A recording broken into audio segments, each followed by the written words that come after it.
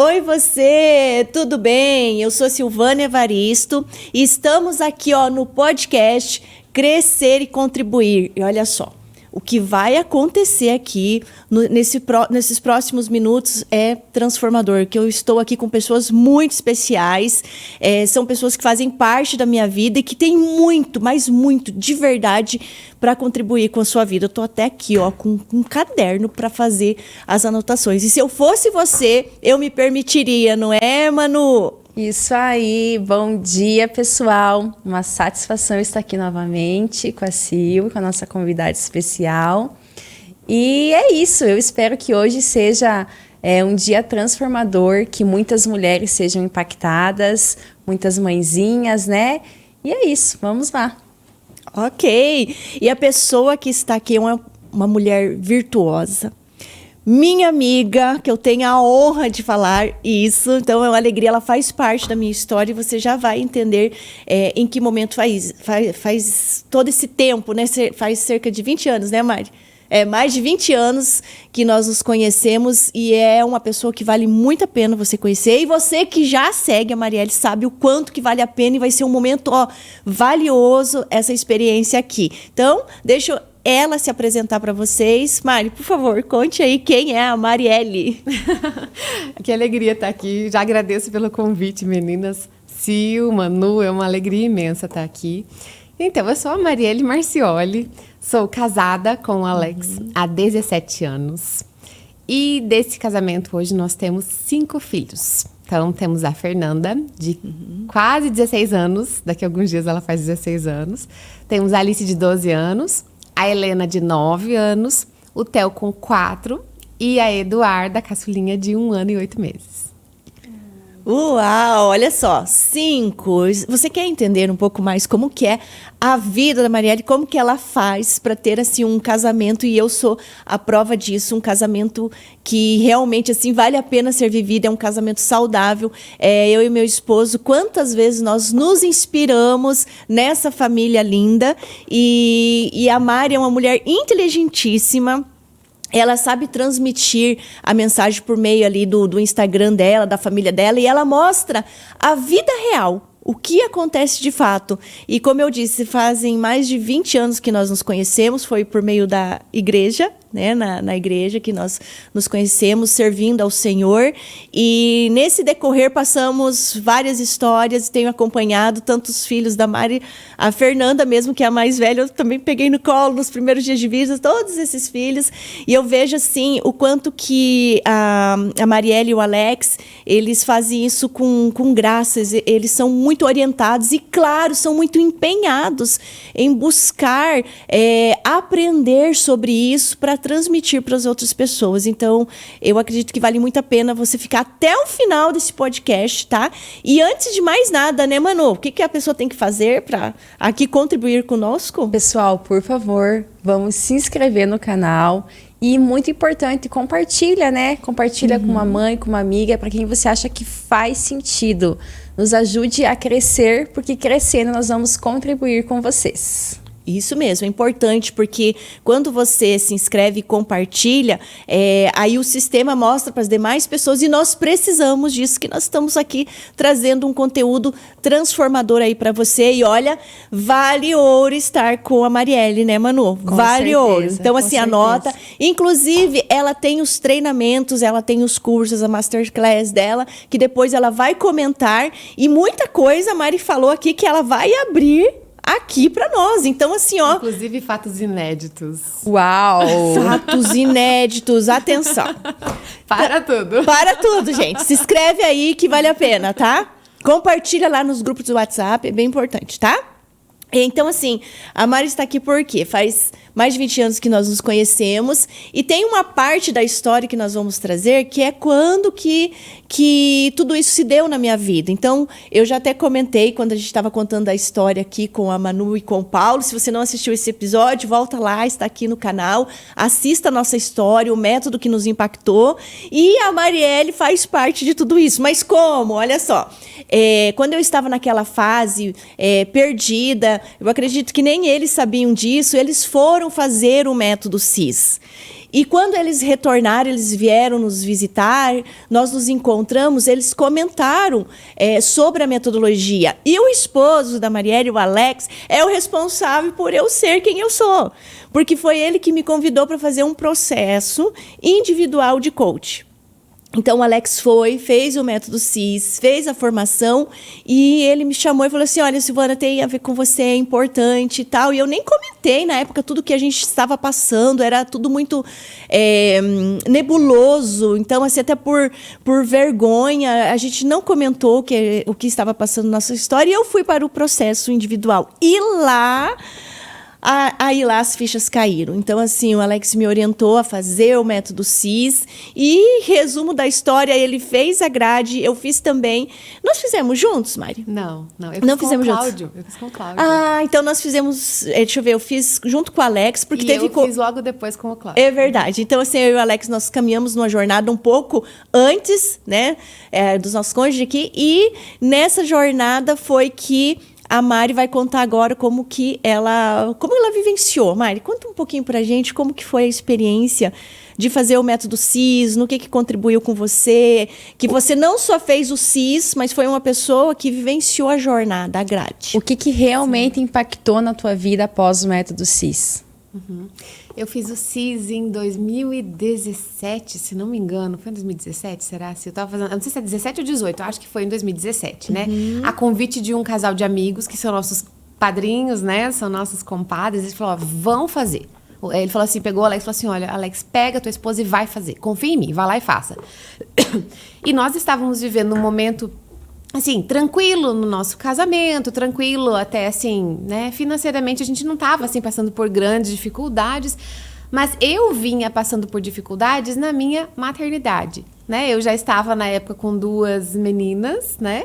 E a Helena tinha recém-chegado e eu não estava conseguindo me organizar com a questão de dar conta, né? Aquela pedra no sapato de toda mãe, né? Aquela questão de como que eu vou dar conta disso tudo? Rotina, função. Eu tinha recém começado um doutorado, estava numa outra cidade, eu estava lá em Londrina, né? A gente foi para lá em 2017, então eu estava longe da família, longe de rede de apoio, e meu esposo viajava 4 dias por semana, de 3 a 4 dias por semana. Então eu estava num momento muito desafiador. Então eu vivia falando para mim, não, eu tô sempre estressada, tô sempre irritada, assim, porque eu tenho pouca ajuda, porque eu não consigo, porque eu tô sozinha, porque meu esposo viaja. Então é assim que tem que ser. Então eu vivia assim numa espiral de cansaço e reclamação, sempre cansada, sempre irritada, sempre sem paciência com as crianças, e aquela...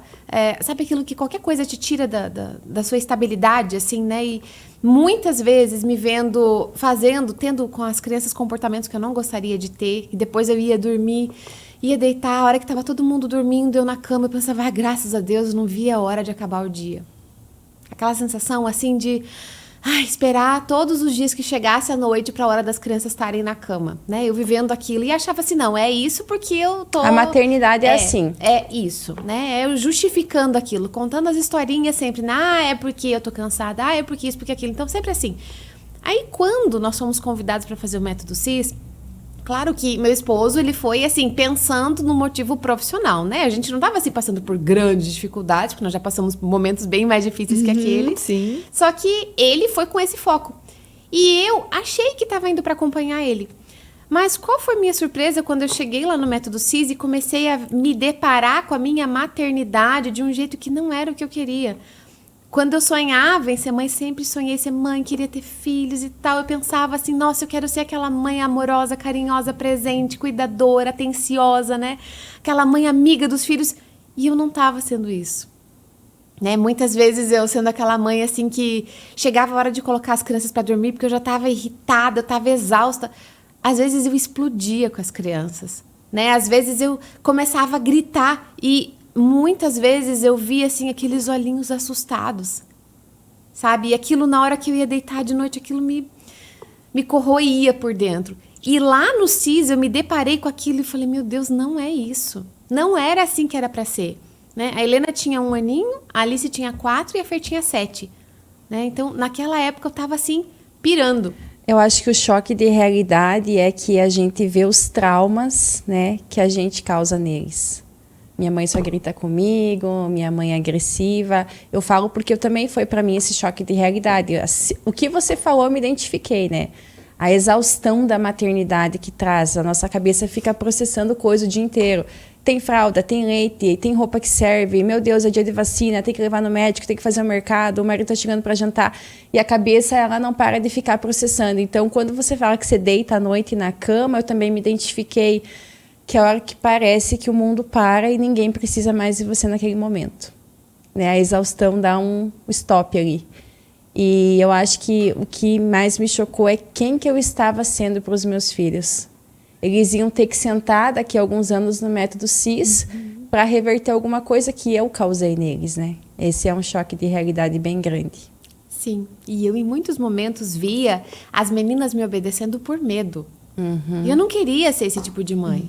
Eu não queria. Eu queria ser aquela outra mãe, assim, bem diferente do que eu tinha visto em algumas coisas na minha infância, justamente, né, quando eu lembrava, né, quando o meu pai perdia a paciência, explodia e tal. Eu falava, nossa, eu nunca vou fazer isso com os meus filhos. E tava lá eu repetindo o mesmo padrão, exatamente. E eu cheguei lá no CIS e foi exatamente o que você falou, choque de realidade. Falei, eu não tô sendo quem eu tô achando que eu sou, eu tô sendo alguém muito pior. Mari, como que você fez para desconstruir essa mãe e mudar? Olha, eu primeiro precisei assumir a verdade, né? Eu não sou aquilo que as pessoas acham que eu sou. Porque todo mundo olha a Mari, né? Na época, né? Hoje, Sim. assim, claro, não sou a mãe perfeita. Nossa, muito longe disso, né? Hoje eu tenho muito mais consciência do que eu preciso melhorar do que na época eu tinha, inclusive. Mas as pessoas, até por estar na igreja... Eu e meu esposo, nós nos conhecemos na igreja. A Silvana e o Cláudio sabem, a gente se conhece há muitos anos.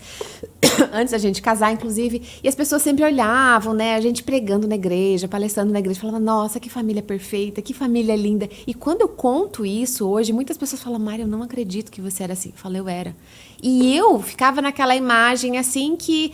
Não, as minhas filhas estão obedientes, as minhas filhas estão boazinhas, mas elas estavam obedecendo por medo. Elas estavam só assumindo aquela postura de ou eu faço isso ou minha mãe vai explodir, então é melhor eu fazer, né? Então, eu até percebi em alguns momentos a minha mais velha, né? Sim. Ela tendo um comportamento de estar ficando tímida. Claro, ela tem um temperamento, uma personalidade, né? Um perfil comportamental um pouco mais introvertido, que é o natural dela. Mas ela estava, além disso, ficando com um perfil de insegurança por conta dessas explosões que eu tinha. Então, em muitos momentos, eu comecei a pensar nisso, comecei a olhar isso, e lá no CIS que caiu a ficha mesmo. Ver a consciência, né? Exatamente, Gera eu assumi a consciência. Eu olhei aquilo e falei, olha, isso não tá bom assim, precisa mudar. Eu preciso fazer alguma coisa. E aí eu entendi que eu precisava, a primeira coisa, você perguntou como se deu isso, a primeira coisa é olhar para a realidade e falar, não é isso que eu quero ser, mas eu tô sendo assim, assim, assim, assim. Eu fico contando historinhas, eu fico dizendo que eu não consigo, mas eu não tô fazendo o que precisa para mudar. Então, primeiro eu entendi o que estava errado. É o primeiro passo. E a ação, como é que foi o depois? Como que desconstrói aquela mãe que era mais agressiva para uma mãe mais amorosa? Começou por mudar a mim mesma, né? Às vezes a gente pensa, né? Às vezes a cabeça da mãe tá daquele jeito assim, eu ajo assim com meu filho porque ele não obedece. Eu ajo assim porque o meu marido não ajuda. Eu ajo assim, a gente fica justificando os atos, né? Eu uso assim, eu sou assim porque os outros são assim. Mas eu não tenho que mudar quando o outro mudar. Eu tenho que começar em mim, porque quem está aqui olhando, buscando, se aprofundando, né? Começando um processo, sou eu. Então, eu preciso dar o primeiro passo. Então, eu comecei a olhar para a minha vida e falar, tá, né? Primeiras coisas aqui, bem nessa época, olha como eu tava. Eu tava lá reclamando, exausta, cansada. E meu marido viajava muitos dias por semana, então acabava ficando muito com as crianças sozinha em casa, né? Então, a rotina de manhã era eu ficar a manhã com elas. À tarde, eu deixava as 3 na mesma escola e ia pro doutorado para assistir as minhas aulas, para fazer a pesquisa. E daí, 6 horas, pegava elas na escola, voltava para casa. Só que depois que eu chegava em casa, eu combinava com elas assim, depois que vocês jantarem e tomarem banho, vocês podem ir pra televisão.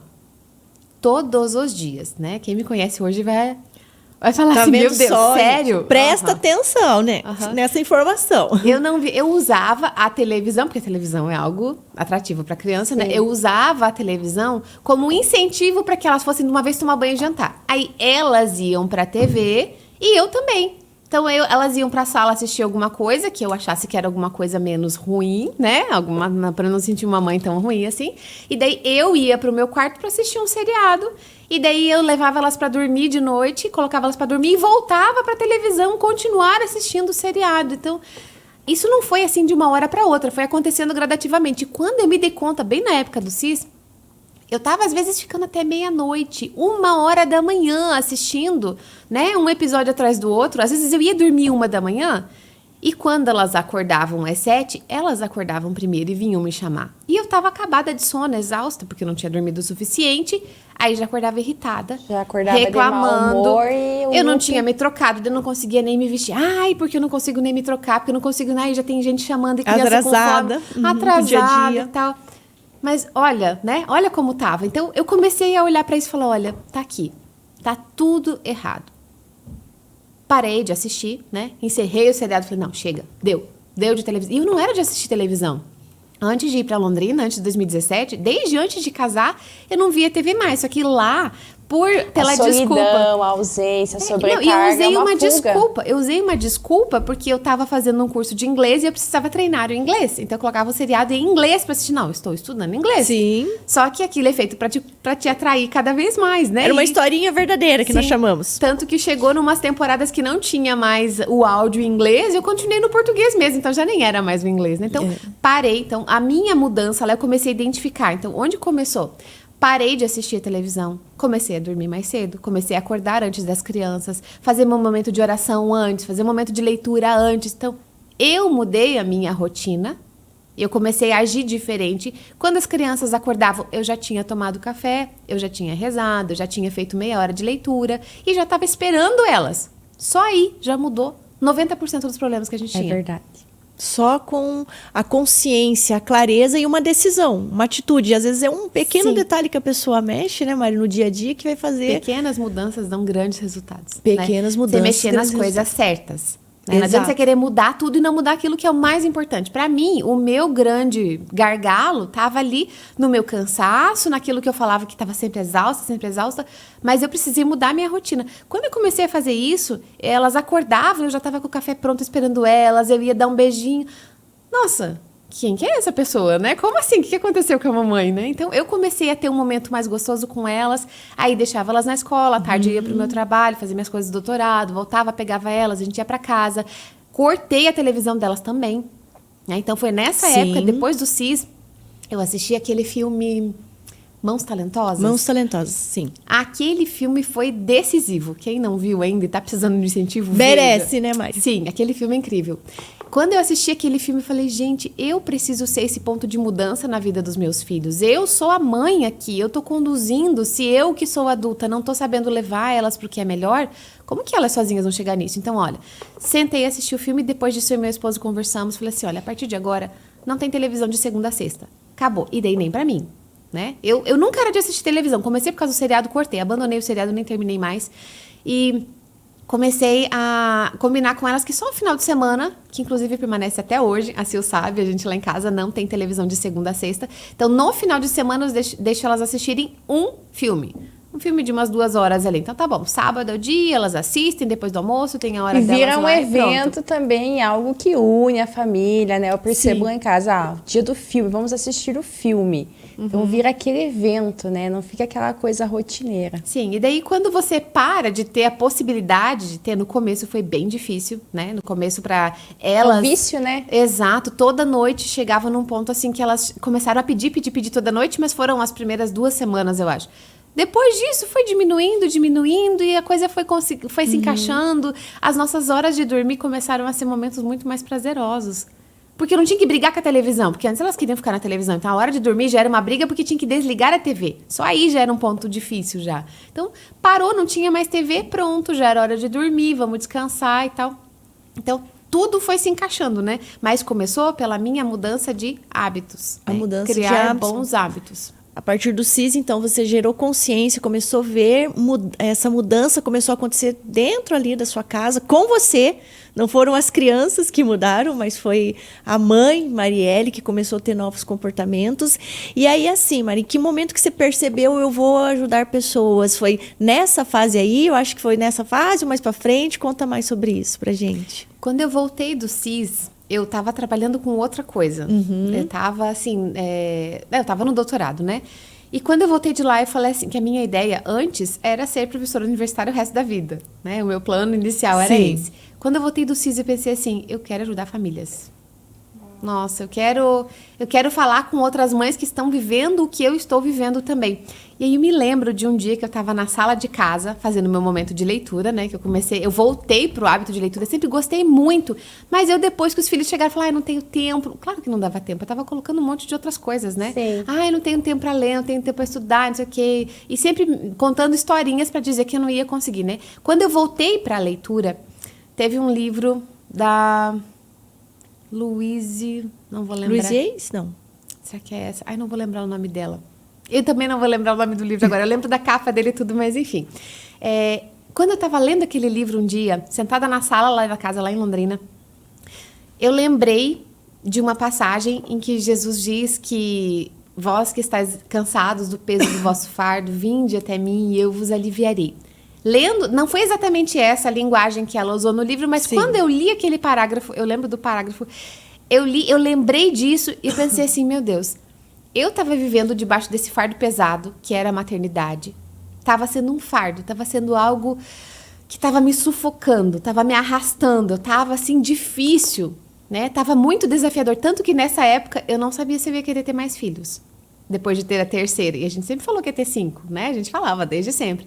E depois que eu tive a terceira, eu já não estava mais tendo certeza se eu ia ter mais. Porque, nossa, já estava tão difícil, como é que eu ia fazer isso, né? Não, acho que vamos ficar por aqui mesmo. Quando eu li aquilo, eu pensei assim, meu Deus, tem muitas outras mulheres que estão vivendo o que eu estava vivendo agora há pouco. Eu tinha recém conseguido dar uma ajeitada, né? Não estava bem longe ainda de ser o que precisava, mas já estava começando a dar muito resultado. Pensei, gente, tem muitas famílias vivendo isso, muitas mulheres que têm um filho e não têm coragem de ter o segundo mais porque estão se sentindo abatidas sobre esse fardo. Tem algum jeito, tem um jeito aqui e eu preciso falar sobre isso. Eu preciso mostrar isso. E aquilo começou a ir crescendo dentro de mim e eu tinha recém aberto uma conta no Instagram, porque eu nem tinha Instagram antes. Em 2018 eu abri minha conta no Instagram e comecei a dividir um pouquinho. Se for ver lá, os meus primeiros vídeos basicamente falando sobre isso. E aquilo foi me tocando de um jeito, assim, eu fui assumindo e entendendo que ali tinha um chamado para mim. Muito mais do que pensar, nossa, agora vou ganhar dinheiro. Assim, não, aqui eu tenho um chamado. É o propósito, né, Mari? A vida, ela tem um sentido diferente quando a gente descobre o nosso propósito. Eu acho que isso é fundamental. Quando você faz algo só por fazer, parece que não evolui, não tem abundância, você não se sente bem, mas quando você descobre o teu propósito, é sensacional. Exato, e nesse momento, naquele dia, me caiu a ficha ali, eu falei assim, tem um propósito aqui, é isso. E aí eu comecei a falar sobre isso, e aí assim, aos pouquinhos, né, as mães foram chegando, o perfil foi crescendo, nem era uma coisa que eu planejava, assim, né, mas foi acontecendo naturalmente. E as mães começaram a vir me perguntar, Mari, mas como é que você lida com essa fase? Como é que você faz com isso aqui? Né? Eu comecei a dividir ali, rotina nos stories. E, paralelo a isso, eu fui estudando, né? Fui participando dos processos todos, né? Fiz toda a grade da Febracis, tudo que era disponível na época, né? Todos os cursos que tinha na época, eu fiz tudo. E junto a isso, fui estudando marketing digital, que eu entendi que eu também precisava dessa ferramenta, né? Olha, eu vou trabalhar com isso, então eu preciso me especializar. Fiz mentorias, fui atrás de cursos, fiz cursos online, curso presencial, fui para Brasília, fui para vários eventos, assim, que foram me ajudando, né? Nesse sentido. E daí os cursos foram nascendo, foi algo bem natural, assim, né? Tanto que chegou um momento que isso começou a financeiramente dar retorno também.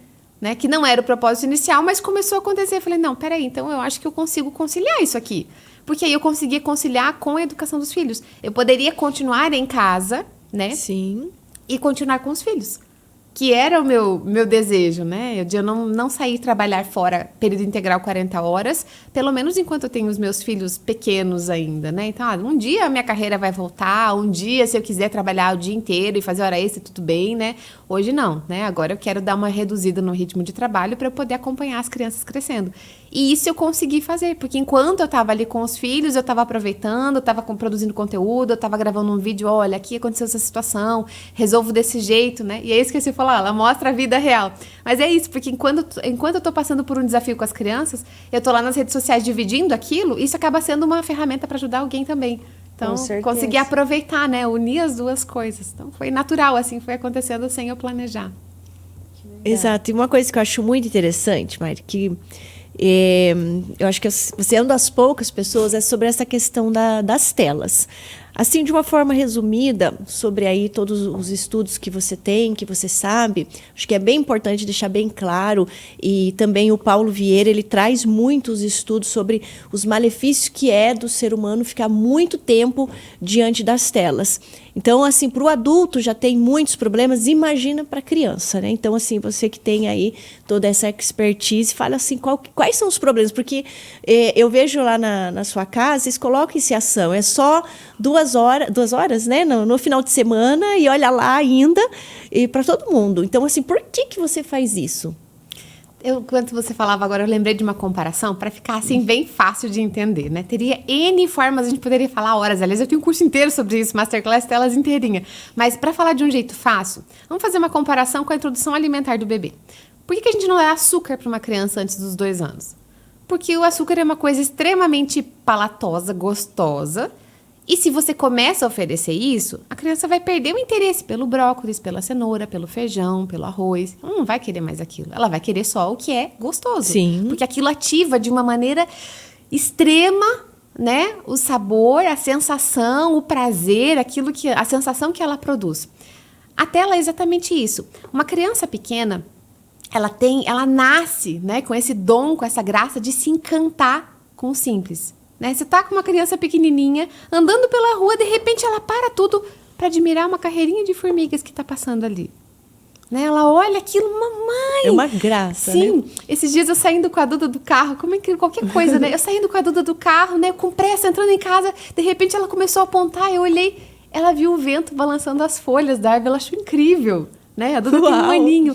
Assim, na hora até ela... Quando eu me dei conta, eu falei assim, meu Deus, ela tá se encantando com a vida e eu preciso ter isso também, né? Na hora eu parei e falei, tá bom, vamos esperar um pouquinho, já tô atrasada, mas tudo bem, né? Vamos olhar as folhinhas, olha, filha, que legal, a folhinha. Então, a criança nasce com isso. Então, a criança tem essa capacidade, mas se você começa a tirar dela o foco daquilo que é bonito, simples, né? As coisas naturais da vida, que seria o arroz, o feijão e o brócolis, e você começa a dar para ela algo que é extremamente carregado de estímulos. Uma tela que é feita para viciar, que é feita para manter a pessoa, né, a criança, o máximo de tempo possível ali. Aquilo é tanto estímulo que acaba tirando o interesse pelo simples. Só que olha a consequência, eu acho que essa é a consequência mais devastadora que existe. A criança passa a perder o interesse pela vida real, pelo simples, por estar com a família fazendo uma refeição, por exemplo. E isso, quando a gente mantém essa criança a infância inteira estimulando, e isso não é muito, não é deixar muitas horas, você deixa meia hora por dia, já é suficiente para deixar essa criança tão desinteressada do resto que ela vai passar o dia inteiro esperando por aquela meia hora. Ela vai passar o dia inteiro pedindo, posso agora ver o desenho? Posso agora ver o desenho? Posso agora ver o desenho? Mesmo que ela sabe que é só meia horinha, a vida dela passa a circular em torno daquela meia hora. Começa a ficar chato sentar com a família para fazer uma refeição. Começa a ficar chato você ir para um parquinho. E olha os sinais de que a criança já está viciada nas telas. Você chega com ela e fala assim, não, vou fazer um programa diferente hoje. Vamos desligar a televisão e vamos para um parquinho. Muitas mães me falam isso. Mário, eu chego com meu filho no parquinho, ele pede o celular. E às vezes eu vejo isso no parquinho. A criança lá no parquinho com o celular sentadinha no canto, porque ela não tem interesse mais. Aquilo passa a não ser mais... interessante, passa a não cativar a atenção dela. E isso tem um efeito devastador, porque essa criança está em desenvolvimento e ela precisa aprender com a vida real. Ai, mas a tela é educativa. Não, não é, porque a criança precisa de uma experiência 3D, assim como a gente tá aqui, né? Quem tá Sim. assistindo a gente tá tendo uma experiência 2D, porque tá Sim. na telinha agora. Mas a criança precisa disso, dessa experiência tridimensional mediada por um ser humano. É assim que a criança aprende, especialmente nos primeiros 7 anos de vida. Ela aprende, o cérebro dela está sendo formado por experiências da vida real mediadas por um ser humano. Se você ensina para ela qualquer coisa e se você coloca um vídeo para ela sobre a mesma coisa, não é a mesma coisa. Não é o mesmo aprendizado. Eu vou ensinar para contar até 10, para aprender as cores em inglês. É um falso aprendizado. É como se fosse esses desenhos educativos, né, que dizem que ensinam. É como se a criança tivesse igual um papagaio, só repetindo. Mas o papagaio sabe? Ele não sabe, ele não tem a inteligência, Sim, ele só repete. Só repete. Exato. Então, quando o pai e a mãe colocam lá um desenho educativo e falam, mas meu filho está aprendendo muita coisa. Ele não está, ele está só repetindo. Aprender é com a vida real. Então, o principal motivo pelo qual eu decidi reduzir ao mínimo que fosse possível as telas lá em casa é porque eu quero que minhas filhas continuem olhando para a realidade e se interessando pela realidade, né? Por viver a sua vida e não para querer todo o tempo fugir para a tela. Né? Agora eu tenho 2 adolescentes em casa, né? A única que tem celular é a Fernanda, que vai fazer 16 anos. Ela ganhou com 14 anos o celular dela. Até os 14 anos, todo mundo na sala de aula dela já tinha celular, todo mundo. E aí, ela uma vez chegou a me falar assim, falou, mamãe, eu fiquei impressionada hoje na sala de aula. Eu falei, o que aconteceu?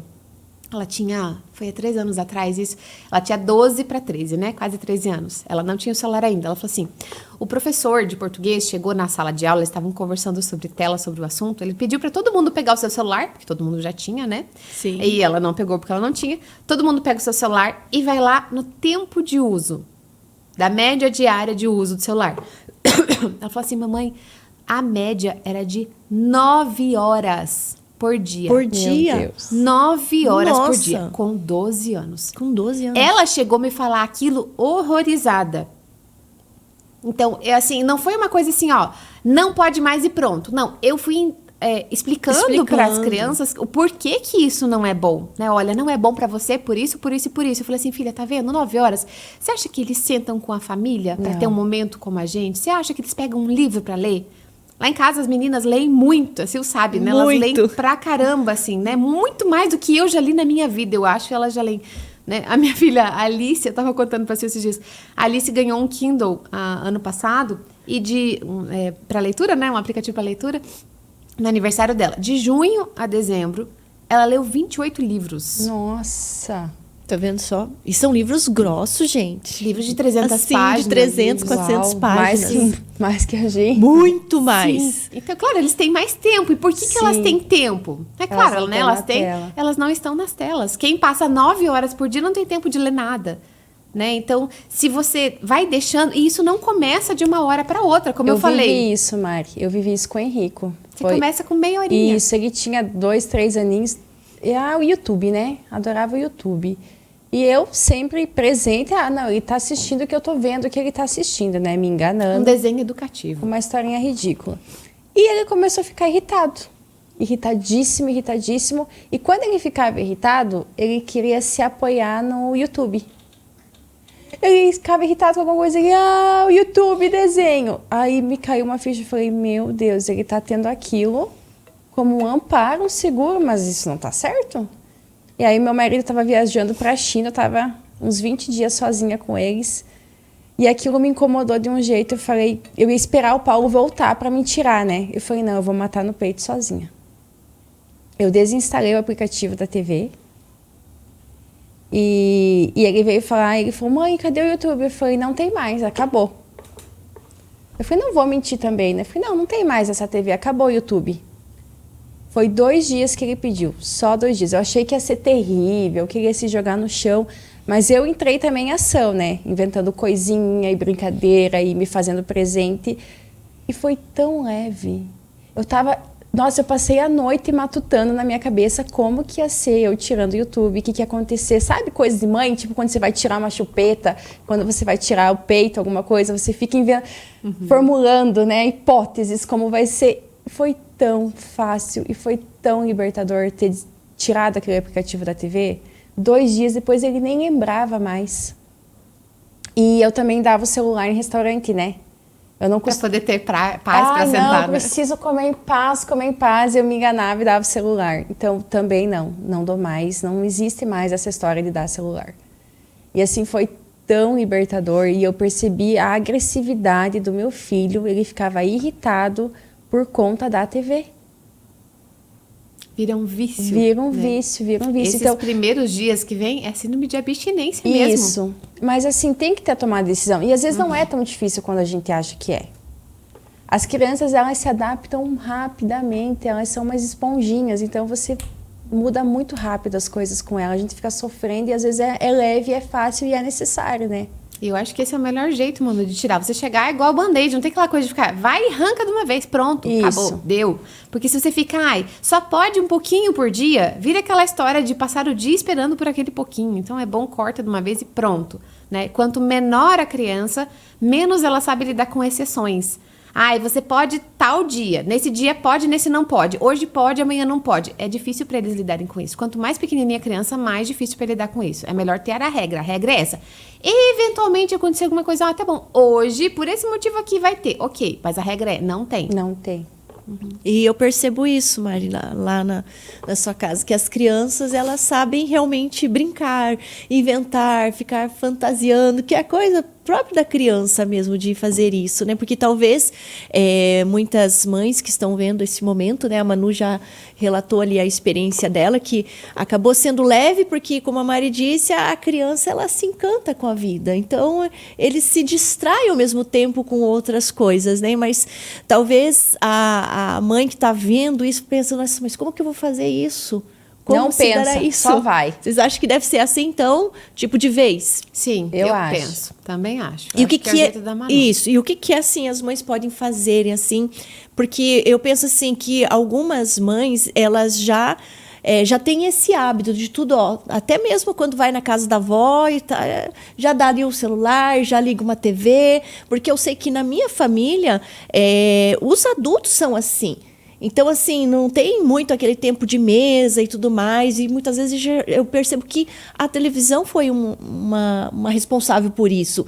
Então, nem a conversa muitas vezes acontece, né? E eu vejo o problema que tipo, ali nos familiares por parte da minha geração mesmo, né? O quanto que fez mal, o quanto que não tem essa sintonia, essa sinergia, não tem tempo de mesa, só na sala, às vezes até come na frente da televisão. E quando a pessoa está adulto, eu vejo assim o problema que é que a pessoa ela não concorda e ela nem percebe e ela nem consegue mais, na verdade, ficar sem a tal da tela. Então, assim, o que vocês orientariam? O que as mães podem fazer nesse caso? Eu vou falar primeiro, Mari, porque você falando já me caiu muita ficha, Já caiu a ficha. Porque, assim, eu tirei o YouTube, mas eu não tirei a TV em si. Mas o que acontece? O filme, eles perdem o interesse. O Henrique é pequeno ainda, né? Então, ele liga, ele começa a assistir, mas ele já perde o interesse. Não é igual a dopamina que o YouTube gera, que eles ficavam trocando, né? Não gosto, troco, não gosto, troco. Uhum. Então, já me caiu uma ficha que eu também tenho que ter esse limite agora da TV. Não é assim, nossa, eles são viciados em TV, mas ela tá lá disponível, né? Então, já me caiu essa ficha que eu tenho que dar um jeito nisso. Mas a questão de refeição, quando a gente voltou do método CIS, a gente estipulou o tempo de mesa, não existe TV. A TV a gente até liga música de restaurante. Então a gente começa a arrumar a mesa, a gente já fala, Rebeca, Henrico, liga música de restaurante. Então eles vão lá e ligam uma música de restaurante. Então esse tempo de mesa, o que acontece? Que a gente vê que as pessoas estão comendo assim, olhando para a TV, não vê o que está comendo. Às vezes come a mais. Não saboreia a comida, né? E fica só... Não tem mais aquela qualidade, né? E eu já me caiu essa ficha aí, conversando com a Mari, que eu vou ter que dar um jeito na TV. Sabe que, às vezes, a gente subestima a capacidade da criança de aprender a lidar com a situação, né? Muitas mães me falam assim, Mari, mas eu tenho uma criança pequena e eu não tenho ninguém para olhar ele enquanto eu tô fazendo o almoço, por exemplo. Como é que eu vou fazer? Não tem ninguém para olhar ele enquanto eu tô cuidando da casa, né? Fazendo alguma coisa. Sim. Mas isso é uma coisa que eu vejo muito na prática, né? Eu cuido da minha casa hoje, eu não estou trabalhando fora de casa, meu trabalho é só no Instagram, então eu estou em casa o dia todo, então sou eu quem tomo conta da casa, eu cuido da roupa, eu cuido da comida, eu cuido das crianças, levo, trago, né? Minha esposa ajuda nos levas e traz, né? Sempre que possível, Sim. quando ele tá. Mas eu aprendi a fazer tudo isso sem precisar de uma televisão, mesmo tendo crianças pequenas, porque eu aprendi. Não é uma coisa que a gente nasce sabendo fazer. Você vai ter que aprender e no começo é difícil. Ai, Mari, mas se eu não ligar a TV, como é que eu vou fazer? Simples, você vai dar um jeito. Você vai inventar um jeito. A criança vai aprender também. Hoje, a Duda, que tem 1 ano e 8 meses, ela brinca muito tempo. Ela brinca muito. Quando eu tô na cozinha preparando o almoço, preparando a refeição, ela tá na sala, tá com as bonequinhas, tá tirando as pecinhas, tá fazendo bagunça, lógico. Abrindo a gaveta de potes. Exato, despejando o pote de sal no chão, jogando a granola dentro do fubá. Então, essas coisas que faz parte, né? Então, assim, mas ela tá se distraindo. Ela tá brincando. Eu não preciso ligar uma televisão. Eu nem lembro que a televisão existe durante o dia. Ai, não, tá puxado, deixa eu ligar aqui uma coisa. É um recurso que eu nunca usei com os mais novos. Com as mais velhas eu fazia às vezes, né? Mas com os mais novos eu nunca usei. Ah, eu vou precisar ligar porque eu tô fazendo uma coisa. Porque a gente aprendeu a fazer. Então, para quem tá ouvindo, mas eu não consigo. Você não consegue hoje, mas se você começar, você vai aprender, você vai dar um jeito. E a criança vai aprender. Essa que é uma coisa bonita de a gente observar. A criança que não tem o vício em telas, ela sabe brincar sozinha. Ela aprende. E eu não estou dizendo que eu não brinco com os meus filhos e que eu não sou presente, mas eles têm que também saber isso. Porque a gente não tá 24 horas por dia à disposição deles. Sim. É impossível, né? Gostaria, mas eu não posso, porque eu tenho muitos afazeres, porque Sim. eu tenho uma casa para dar conta, eu tenho 5 filhos. Mas eles também emocionalmente precisam, e isso é interessante para o desenvolvimento emocional da criança. Ela saber tá ali se entretendo com alguma coisa, lidando com os conflitos que surgem. Eu tô tentando uma coisa, não deu certo, como que eu resolvo isso? Aquela criança que vai encaixar aquela pecinha e não dá certo, ela fica brava, mas aí ela aprende a se acalmar sozinha, ela aprende a gerenciar as emoções. Isso para eles é emocionalmente saudável. Então, se a criança tá o tempo todo pedindo, ai mãe, deixa eu ver desenho, é porque ela não sabe estar sozinha. Ela não sabe estar com ela. E veja que isso lá na vida adulta, o que isso vai levar? Eu não sei estar comigo, eu não sei gerenciar o que eu sinto, eu não consigo lidar com essa ansiedade, com essa frustração, então eu preciso de uma coisa externa.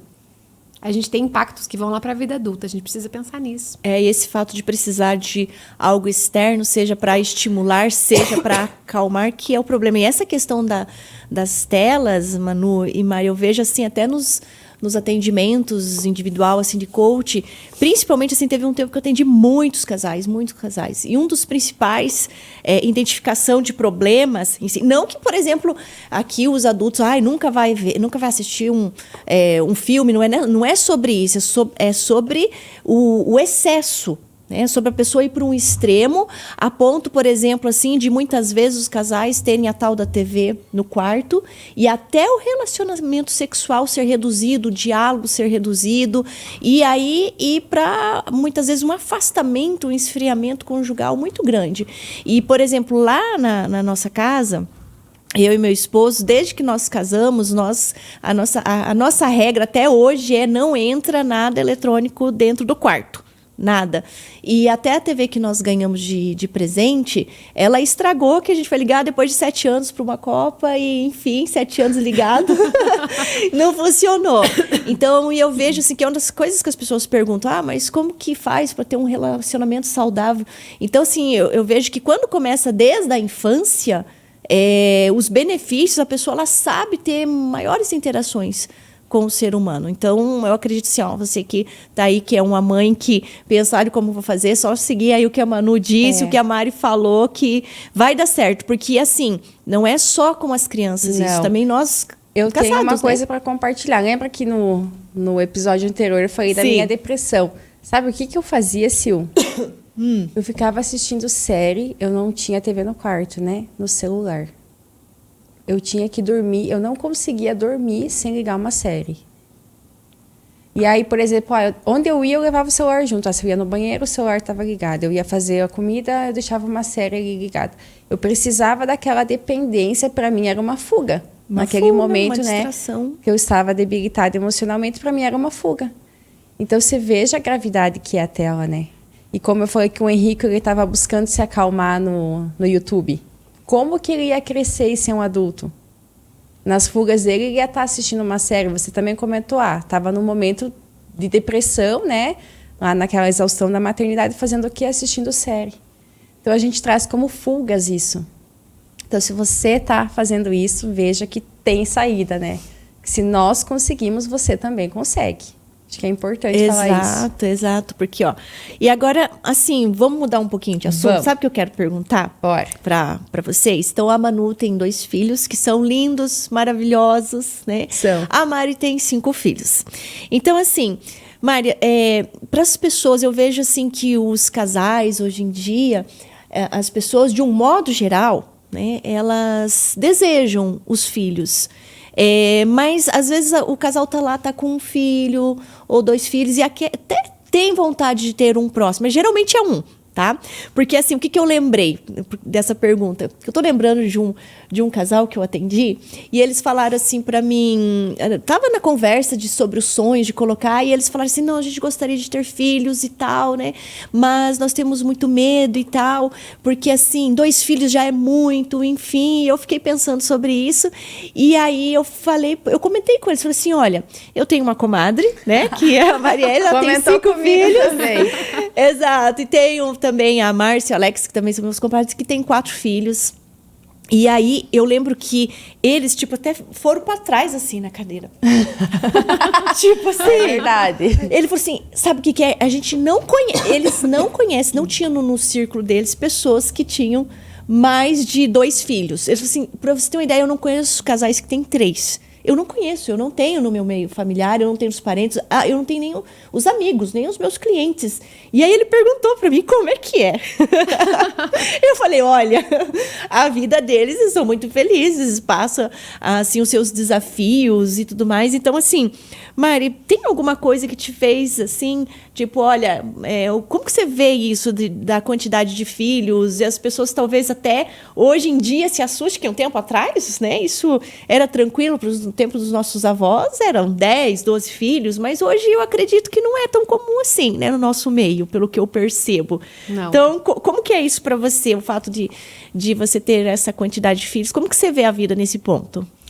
Olha, isso foi um assunto que eu fui mudando, né? Eu, quando jovenzinha, eu sempre queria ter filhos, mas eu pensava em ter 2 ou 3, né? Eu, Marielle, né? Sempre pensava, tem uns 2 ou 3. Por quê? Porque na minha casa eram 3, né?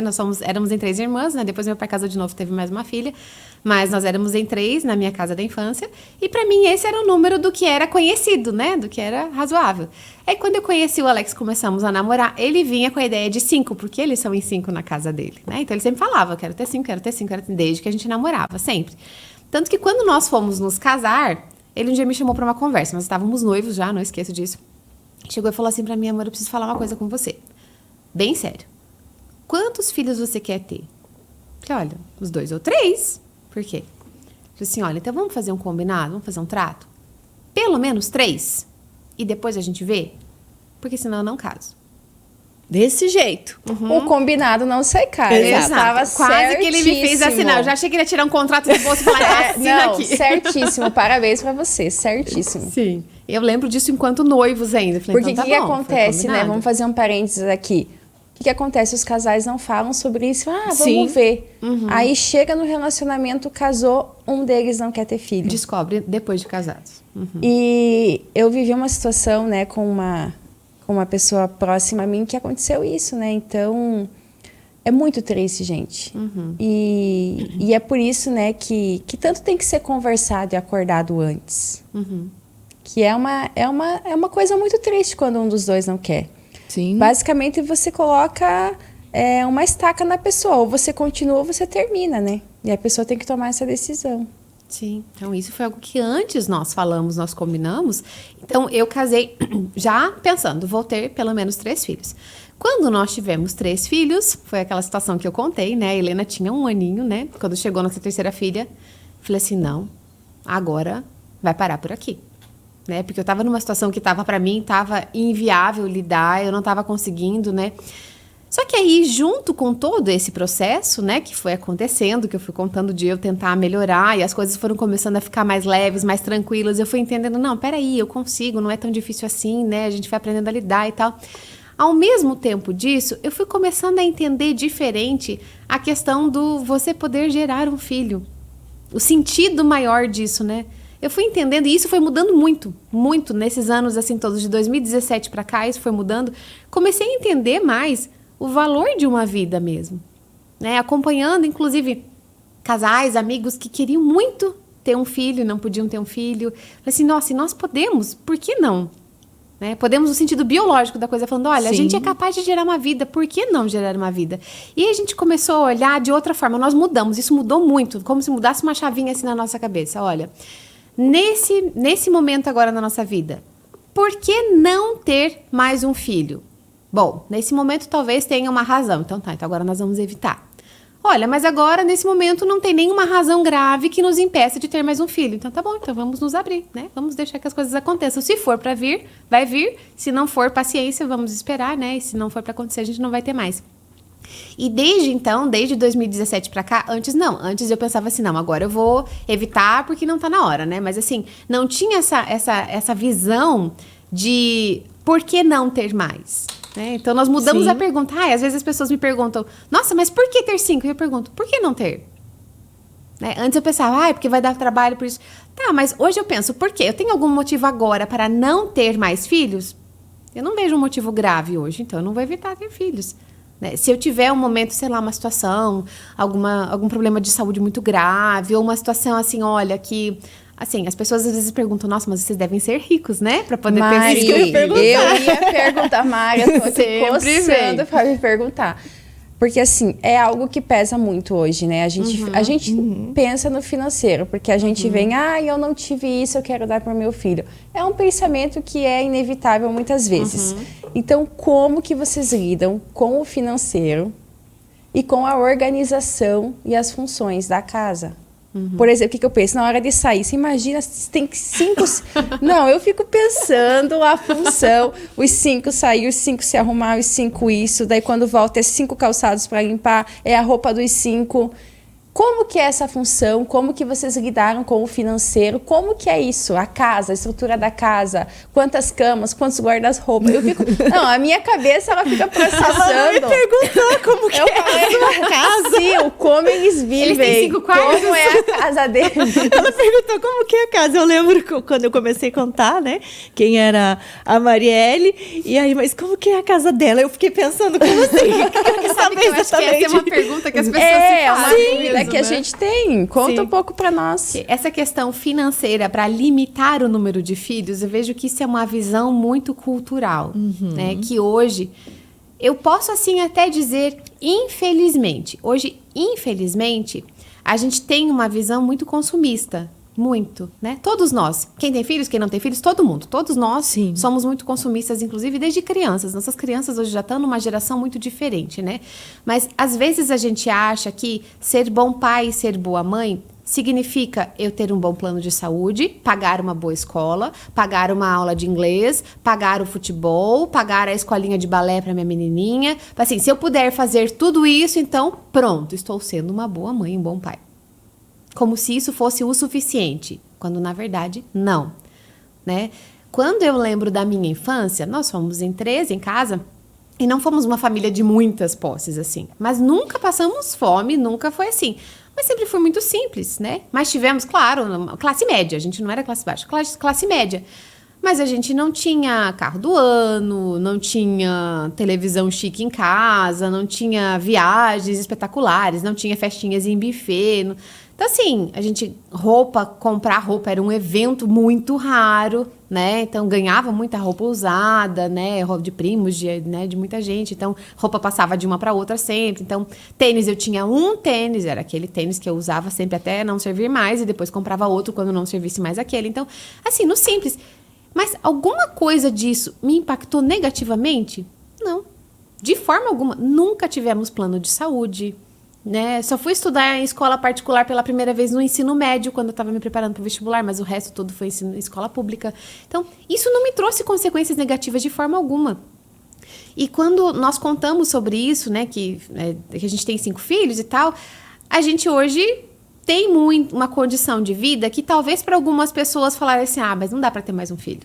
Não dava nem para ter tido esse 5º, não dava nem para ter tido esse 4º filho, talvez, né? Mas em muitas situações eu vejo que a nossa visão do que é importante não tá nisso. Então, assim, eu tenho o suficiente? Eu tenho o suficiente para a gente conseguir todo mundo tá bem, ter uma boa alimentação, tá todo mundo vestido, todo mundo frequentando a escola, tudo bem? Sim, nós temos o suficiente. Tem muita coisa que a gente não tem. Até hoje nós não temos uma casa própria, por exemplo. Nós moramos de aluguel. Então, talvez para algumas pessoas estivesse, não, a gente não tem casa própria, então não dá para ter mais, né? Mas o que eu penso? A convivência entre os meus filhos, para eles ganham mais tendo mais um irmão ou eles ganham mais tendo um plano de saúde? Nós não temos hoje plano de saúde, né? Então, eles ganham mais todo mundo estudando em escola particular ou eles ganham mais tendo mais um irmão? O meu filho mais novo estuda num CMEI, numa escolinha pública. Né? As mais velhas estão na particular, mas quando a gente foi colocar ele, a gente pensou, não, para a idade dele agora a gente acha que ele ficar na pública. Sim. Então, nós podemos ter mais um filho em vez de colocá-lo numa escola particular. Então, a nossa medida hoje, a gente pesa diferente em relação ao financeiro.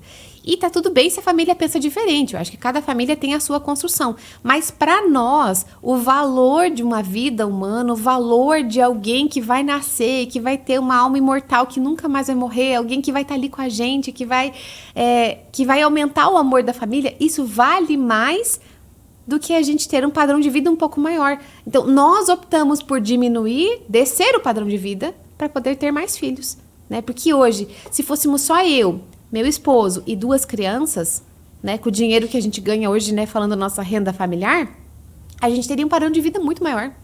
A gente poderia viajar todo ano para fora, para resort, fazer festinha em buffet todo ano, trocar de celular todo ano, trocar de carro todo ano. Já teríamos a nossa casa própria, com certeza. Então, já teríamos dinheiro investido, dinheiro guardado e tudo que é forma.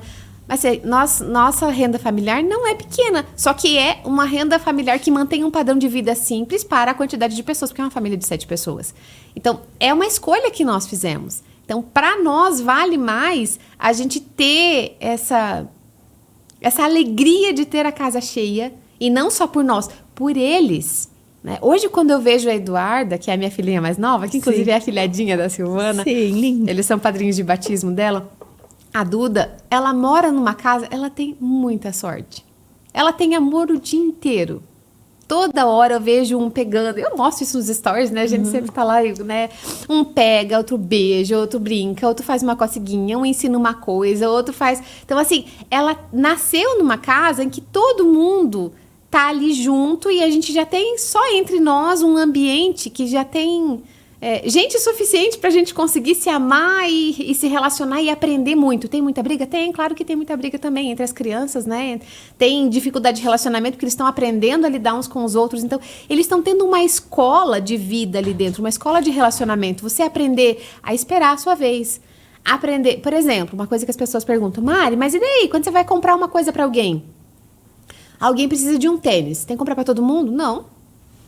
Olha, a Alice vai ganhar um tênis porque ela tá precisando de um tênis. Você tem o seu, você não vai ganhar. E a gente vai junto na loja e escolhe o tênis pra ela. Porque ela sabe que quando ela precisar de alguma coisa, ela é que vai ter a prioridade porque o outro naquele momento não tá precisando. Se tem alguém que tá doente, todo mundo vai cuidar daquele. Agora a mamãe tá dando atenção pra aquele porque ele tá precisando. Né? Ou alguém tem uma prioridade agora, então a gente vai olhar, a família vai olhar para aquele que tem a prioridade agora. Então, isso cria neles um aprendizado, uma maturidade de entender o outro, de olhar para o outro, de não se fechar no egoísmo de, eu quero um quarto para mim. Gente, nós temos 3 quartos em casa, somos em 7 pessoas, já que você perguntou da distribuição da casa. Como que é os quartos? Um quarto é meu e do meu esposo, ponto. Ninguém mais dorme no nosso quarto, nós 2. E quando temos um recém-nascido, né? Mas os primeiros meses só. O outro quarto é das 3 maiores, por conta de horários de dormir. Então, a gente organiza os quartos por horários, porque tem horário para dormir e para acordar, né? E cada um tem a sua rotina. Eu e meu esposo dormimos mais tarde, porque nós somos os adultos, a gente precisa de menos horas de sono. Para mim, 7 horas de sono eu fico bem. Agora, as outras 3, elas precisam ir deitar um pouco mais cedo que nós. Então, a Fernanda, a Alice e a Helena dormem juntas, temos uma beliche, sempre temos beliche em casa, lógico, né? E elas têm o horário de dormir um pouquinho mais tarde, que é às 9 horas, um pouquinho mais tarde que os outros. E no outro quarto ficam os 2 menores que dormem mais cedo. A Duda dorme às 7 e o Theo dorme às 8 e pouco. 8 e pouco, às vezes até perto das 9, assim. Então, essa questão de, não ter um quarto pra mim... Será que isso é tão negativo assim? Eu já vejo muito pelo contrário como um aprendizado de saber respeitar o espaço do outro. Eu uso isso até como uma ferramenta para ensinar as meninas, né? Tem uma das minhas filhas que ela tem um pouquinho mais de dificuldade assim com a sua organização, né? Então, ela por conta do temperamento dela, né, do perfil dela, ela tem assim, né, mais difícil, ela toda, né, mais alegre, feliz e tal, e larga as coisas e tal. Falou, filha, você tem que deixar o espaço organizado, porque as suas irmãs também querem ter um quarto organizado. Então, você também precisa fazer o seu esforço, né? Para conseguir deixar tudo bonitinho aqui, porque as suas irmãs também precisam do quarto organizado. Então, não é aquela coisa assim, eu tenho meu quarto, deixo a minha bagunça que eu quiser. Não, eu preciso estar com isso em dia, porque tem mais gente aqui.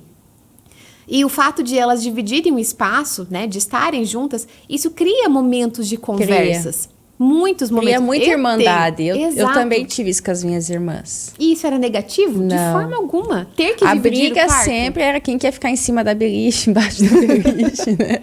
E às vezes Mas- os pais hoje pensam, ai, não vou ter mais um filho porque a gente só tem 3 quartos em casa, já tem um filho em cada quarto, né? Aquela família margarina, né? O piazinho e a menininha, Sim. né, mano? Ai, não posso ter mais um filho porque... Mas qual é o problema de dividir um quarto, né? Ou a casa só tem 2 quartos?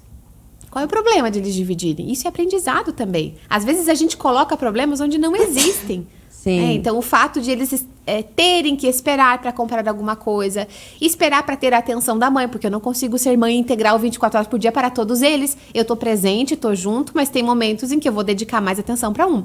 Hoje à tarde, por exemplo, hoje que é sábado, né? Estamos gravando aqui no sábado, eu vou passar a tarde com uma das filhas, que ela tem uma atividade, que ela quer que eu vá junto, e eu vou deixar os outros 4 com o pai e vou estar só com ela hoje. E tem momentos em que é com os outros, que é com, né, eu tenho prioridades para cada um.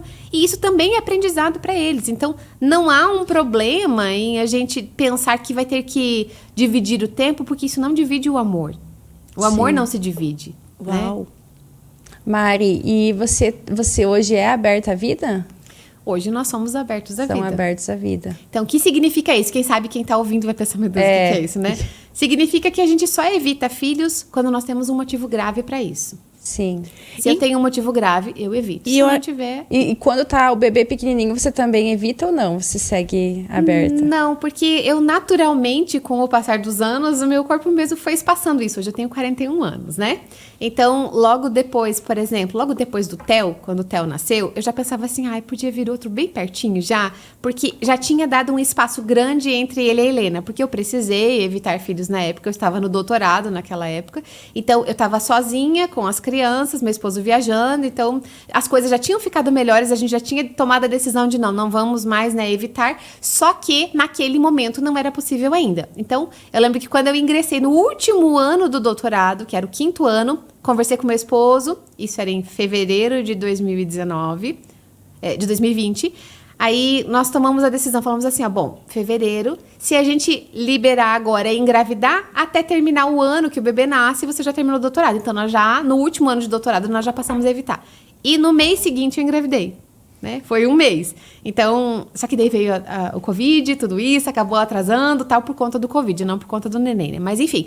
Então, como tinha dado um espaço de 5 anos do Theo pra Helena, que a Helena agora tem 9, o Theo tem 4, pensei, podia vir outro bebê bem pertinho agora, né? Pra fazer companhia pra Sim. ele. Porque eu vejo muitos benefícios disso, né? De eles poderem ter os irmãos pra brincar.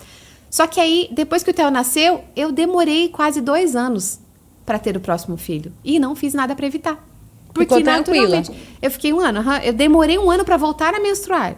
E depois desse 1 ano, demorei mais alguns meses para engravidar. Então, naturalmente, assim, né? Então, depois que a Eduarda nasceu, que a Duda agora tá com 1 ano e 8 meses, eu também demorei quase 1 ano para voltar a menstruar. Então, normalmente já o meu corpo foi Já, espaçando. Eu não precisei fazer nada para isso, né? Pra E Mari, eu espaçar. lembro assim que até, né, assim, logo quando todo mundo ia casar, assim, do nosso meio, as jovens, tudo mais, sempre procuraram muito você para falar do método Billings, né? É essa a pronúncia, né? Isso, Billings. Aham, Billings, método né? Billings. Que é, enfim, você pode falar, você utiliza, porque sempre quando as pessoas falam, mas eu não posso usar tal, porque eu sou católico, eu sou cristão, eu não quero usar o meio e tudo mais. Então, existe esse meio, né? Eu sempre falo do livro, eu falo do método, eu cito você como exemplo, falei, vai lá e dá uma olhada. Ela tem, tá, os 5 filhos, porque foi uma escolha dela.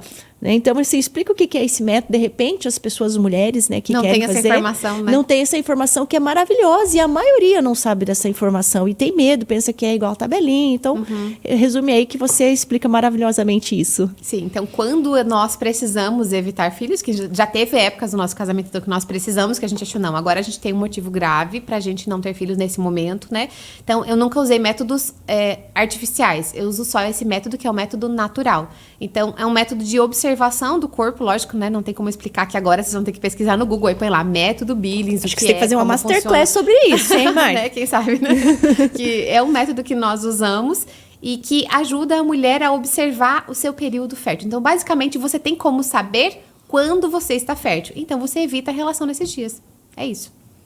Né? Então, e não é tabelinha, como a Silvana falou, não é tabelinha. Então, método com 99,3% de eficácia, 99,8% de eficácia. Então, é possível aprender a observar o próprio corpo. Então, eu não uso anticoncepcionais, eu nunca usei DIU, eu nunca fiz outros métodos. Eu só usei o método Billings. Então, nesses anos em que eu precisei lá por causa do doutorado, nós usamos o método Billings por quase 4 anos para espaçar a gestação da Helena pro Theo. Eu comecei a pesquisar sobre e a doutora Tamara tá me ajudando. Exatamente, aqui em Cascavel nós temos a doutora Tamara Piazza, né? Isso, maravilhosa, ela é católica também. Então ela já entende da causa, né?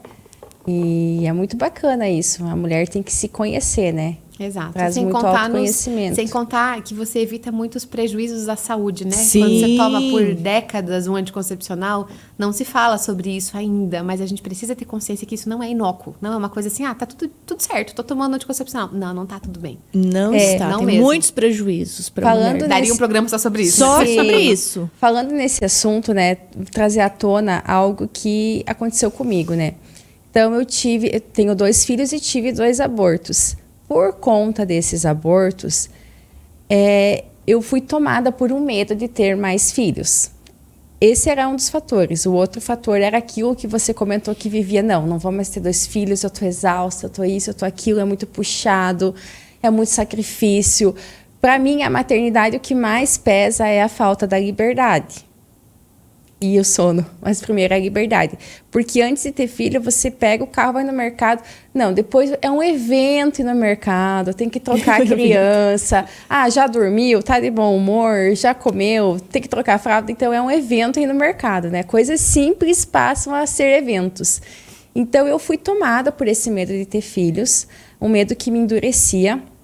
Realmente foi um processo de cura, né? Começou no método CIS, depois eu tive microfisioterapia, depois eu fui no Tabor, né? No segundo Tabor mais. Espiritualidade. Isso, espiritualidade. Então, tudo foi um processo que eu fui caminhando para acabar com esse meu medo que me endurecia. Mari, você já vivenciou isso, esse medo de ter filhos? E o que você fala para as mãezinhas que, assim como eu, né, estão vivendo esse processo de que não, que a maternidade ela pode ser leve, que a maternidade é uma bênção do Senhor, né? Não estamos romantizando, né?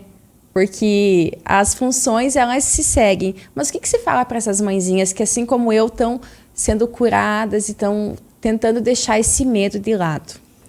Aqui conta muito. É a mudança de mentalidade mesmo. É como você falou, Manu, você precisa mudar aqui, né? A cabeça da gente foi formada, e eu me incluo nesse grupo, nós fomos uma geração de meninas que cresceu ouvindo assim, não dependa de marido. Sim. Não dependa do marido, tem o seu dinheiro. Porque a geração anterior viveu algumas coisas que não foram muito boas, colheram frutos que para elas não foram muito bons, que não tinham conhecimento, não tinham o acesso que nós temos hoje. Então, elas viveram isso de uma maneira que para elas foi negativa. Então, elas tentaram nos dar o melhor que elas tinham. Então, os conselhos que eu ouvia, estude, minha filha, estude. Né? Por isso eu estudei. Só que aí a conta não fecha, né? Porque você não consegue estar ativa, né, com uma carreira assim em produção, estando presente com os filhos. É uma conta que não fecha.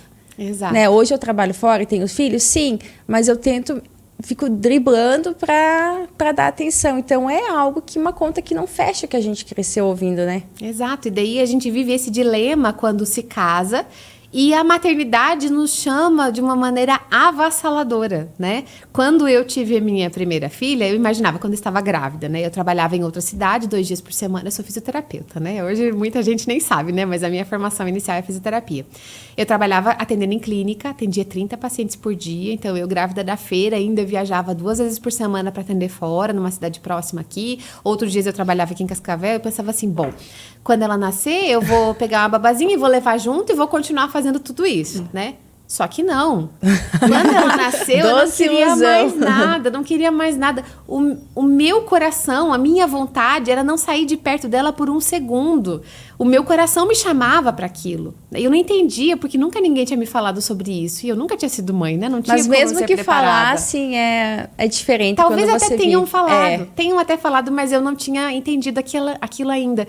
Porque é algo que é uma vocação. E hoje eu entendo que para mim foi mais difícil, né, na época, até cair a ficha assim, mas hoje eu entendo que o meu chamado enquanto mãe, ele está acima de qualquer chamado para vocação, para carreira, para ganhar dinheiro. O resto importa também, é lógico que importa, não estou dizendo que a gente não precisa, né? Eu também penso em como contribuir financeiramente em casa. Teve momentos da nossa vida em que eu garanti o financeiro e meu esposo não estava conseguindo manter e eu precisei assumir essa função e tá tudo bem também. Mas eu precisei entender que ser mãe é um papel que é insubstituível. Lá no trabalho, na carreira, isso pode ser feito depois. Eu posso, depois que os filhos forem embora, eu vou ter tempo para construir de novo a minha carreira, se for o caso. Ou eu mudar de carreira, se eu quiser, como aconteceu na minha vida já. Umas 2, 3 vezes eu já resolvi mudar. Não vou mais sair isso, vou ser outra coisa, e tá tudo bem, né? Agora, ser mãe é algo que não tem como eu deixar para depois. Porque, embora os filhos continuem sendo filhos a vida toda, os primeiros 12 anos são decisivos. Os primeiros 12 anos moldam de uma forma que nunca mais vai poder ser mudada. Então, especialmente os primeiros 6 anos, e dentro desses primeiros 6 anos, o primeiro ano da criança. A presença da mãe no primeiro ano da criança é algo que determina o quanto de felicidade ela vai ter na vida adulta. Então, quando a gente trabalha fica em casa por 3, 4 meses, depois sai e deixa a criança com outra pessoa, infelizmente é a maioria das mulheres que precisam fazer isso. Mas, para muitas dessas mulheres, elas não têm essa consciência, elas não sabem da importância que elas têm dentro de casa, porque falaram para nós que o nosso futuro estava lá fora, que o nosso coração devia estar lá fora, e falaram para a gente que a gente seria feliz quando a gente estivesse lá fora, mas pararam de falar o quanto a gente é importante aqui dentro. Hoje eu entendo que o meu papel dentro de casa, ele vale mais do que qualquer outra coisa. Só que às vezes a gente perde um pouco o rumo disso, porque quando você tá dentro de casa, ontem ainda tava dobrando roupa, né? Até gravei uma story sobre isso, quem for nem olhar hoje lá vai ver isso. Que eu tava dobrando roupa, recolhendo roupa e dobrando assim, pensando assim, gente, isso parece algo tão pequeno. Eu tenho um doutorado, eu podia estar dando aula numa universidade, eu tô dobrando roupa. Mas eu estar aqui dentro da minha casa, né? Não estou dizendo que eu não posso sair, né? Não é nessa questão, mas que ontem a reflexão foi nesse sentido. Eu estou fazendo isso com o maior amor que eu posso. E é aqui que está o segredo da coisa, né? O valor, a frase que eu coloquei no story ontem foi essa, uma frase de São José Maria Escrivá, que eu gosto muito. Qualquer função pode assumir um grande valor. E isso depende do quanto amor você coloca naquilo. Então, se eu dobro a roupa com amor, se eu troco uma fralda com amor, se eu sirvo um lanchinho da tarde para as crianças com amor, se eu vou passar uma vassoura no chão com amor, isso se torna algo incomparável, porque eu estou pondo amor nisso. Agora, se outra pessoa faz, ela não vai fazer com o mesmo amor que eu, porque não é a família dela, não é a casa dela, não são os filhos dela. Então, eu posso fazer isso de uma forma que ninguém no mundo pode. Na minha casa, eu sou insubstituível. Ninguém pode fazer o que eu faço lá. E quando os meus filhos crescerem, quando eles forem para o mundo, eu vou ter muito tempo. E é o que muitas pessoas falam, meus filhos saíram de casa e agora? Agora você vai para a vida, filha. Agora você vai fazer o que você quiser. Agora você vai recomeçar, digamos assim. E outra, você pode descobrir um outro jeito de construir sua carreira. Mari, mas se eu der uma pausa na carreira... Tá, mas a gente pode também continuar aí estudando e aprendendo e desenvolvendo habilidades enquanto a gente é mãe que a gente não desenvolveria se estivesse trabalhando fora. Eu posso dizer seguramente que eu tenho uma capacidade de gerenciar muito melhor do que eu tinha antes de ser mãe. Gestão, né? Estamos trazendo gestão no lar. Exato. Se eu não souber gerenciar o meu lar, eu tô fadada ao fracasso. Então, eu preciso ter uma metodologia, um protocolo de funcionamento da casa, né? Já naquilo que você tocou antes, né? Como que funciona. Eu tenho toda uma rotina de organização que eu não teria desenvolvido isso quando eu não tinha filhos. E nenhuma empresa no mundo ia me ensinar isso. Então, eu tenho habilidades, capacidades e posso até dizer, desenvolvi virtudes em relação a isso que eu não teria desenvolvido se eu não tivesse me tornado mãe de 5 filhos. Então, isso me formou para ser uma pessoa que eu sou hoje. E a maternidade me trouxe maturidade, me trouxe capacidade de assumir a minha responsabilidade, me ensinou a fazer o que deve ser feito. Eu não sento, eu assisto televisão hoje, né? Eu não assistia lá atrás, eu precisei parar assim com tudo, né? Parar com tudo, mas hoje eu assisto televisão, eventualmente, alguns minutos por dia. Quando eu quero ver um programa específico, eu falo, não, agora eu já terminei de fazer o que eu precisava, já dei atenção para as crianças, já fiz a minha leitura, já tô com a casa organizada, o almoço tá encaminhado, ou a janta já tá encaminhada, não sei o que foi, pronto, tá tudo certo, pronto. Agora eu vou tirar um momento para mim. Agora, intencionalmente. Não é aquela coisa assim, não tô afim de fazer, vou ligar a TV. Não, eu não faço isso. Por quê? Porque eu aprendi que se eu fizer isso, a minha família vai pro ralo. Eu preciso fazer primeiro o que deve ser feito. E isso, fazer o que deve ser feito, também inclui tirar um tempo para mim. Eu preciso fazer exercício físico, eu preciso ter as minhas horas de sono, eu preciso ter momentos programados de descanso durante o dia. Então, eu tenho momentos em que eu falo, agora eu vou descansar. Eu vou sentar, vou tomar um chazinho, eu vou fazer um lanche com as crianças. Tenho coisa para fazer, tenho 1 milhão de coisas para fazer, mas agora é o meu descanso. Então, saber organizar tudo isso foi algo que a maternidade me ensinou. Então, às vezes, as mulheres têm medo daquilo que é exatamente o que elas poderiam usar para serem pessoas melhores, inclusive. Né? Não estou dizendo que quem não tem filhos não vai ser melhor, mas talvez uma mulher que está ali se privando, né, tá com medo de ter mais um filho, ela talvez não está percebendo que aquilo vai ser algo que vai transformar a ela. E trazer propósito. Exato. E vai mudar tudo, né? Ontem eu até achei engraçado. Mamãe me mandou uma mensagem bem com isso, né? No Instagram, um direct, assim. Mari, eu tenho só um filho, eu tô aqui pensando, me inspiro tanto em você, mas eu tenho tanto medo de ter mais um filho. O que você podia dizer pra mim? Eu respondi pra ela, assim, eu até, claro, né? Eu quis ser sarcástica ali, mas ela falou assim, filha, medo eu tenho de bandido. Eu não tenho medo de filho, entendeu? Medo eu tenho de gente ruim, né? Agora, medo de filho, né? Como verdade. Se o filho fosse trazer algo ruim. Mas sabe, Manu, que você tocou num ponto interessante. Aquela questão que você disse de... aquilo de você ter que se privar da sua liberdade. Isso é um ponto muito importante. Porque muitas vezes a gente limita o número de filhos ou até pensa, não vou ter filhos ou vou ter só um filho... Porque a gente quer ter, eu quero ter o meu tempo, eu quero ter o meu momento, eu quero ter a minha vida. Mas a gente acha que a felicidade está aí. A gente pensa que a felicidade está em, eu vou ter o meu momento tranquila, sozinha, a minha academia, o meu salão, as minhas amigas, a minha série e tal. Mas experimenta passar uma semana fazendo só isso. Um vazio. Exatamente. A gente olhar para o próprio umbigo, ficar circulando em torno da gente mesmo, nos tira daquilo que é o sentido da vida. Porque o sentido da vida está em olhar para fora. Deus não nos fez para amar a nós mesmos somente. Eu preciso amar a mim mesmo, me cuidar. Claro, nós precisamos, mas eu preciso amar ao próximo como a mim mesmo. Então o sentido está em amar ao próximo como a mim mesmo. Porque amar a si mesmo nós já amamos. A gente já quer estar no centro o tempo todo. Agora, nós precisamos olhar para fora e o serviço ao outro, que é visto como algo ruim, que a geração passada nos ensinou que era algo ruim, que servir ao outro é ser empregada, é ser escrava, é ser submissa, que isso é horrível. Isso é justamente o contrário, porque quando eu chego num final de dia, né, hoje eu também deito e fico na cama pensando, que é natural, como eu fazia naquela época, né? Que eu falei que quando eu tinha só as meninas mais maiores, né? Eu também faço isso hoje. Quando eu deito na cama, eu fico pensando. E quando tem um dia que eu deito assim, que eu tô exausta, que eu tô acabada, né? Nossa, acordei 6 da manhã, fiz café, organizei, eu li historinhas infindáveis para as crianças, eu fui levar na escola, eu fui buscar, eu conversei com uma filha que estava com dificuldade no relacionamento com um amigo, tô conversando com a outra que tá com problema com o irmão, que não sei o que, resolvi uma coisa, resolvi outra, eu limpei bundinha, eu cozinhei, eu limpei o chão, eu fiz um monte de coisa. Quando eu deito no final desse dia, eu tenho uma sensação de dever cumprido. Assim, Deus, hoje eu fiz o que eu podia fazer. Uau. Acho que hoje o senhor podia me levar. Porque um dia vai ser o último. Sim. Um dia vai ser o último. E eu não sei quando vai ser.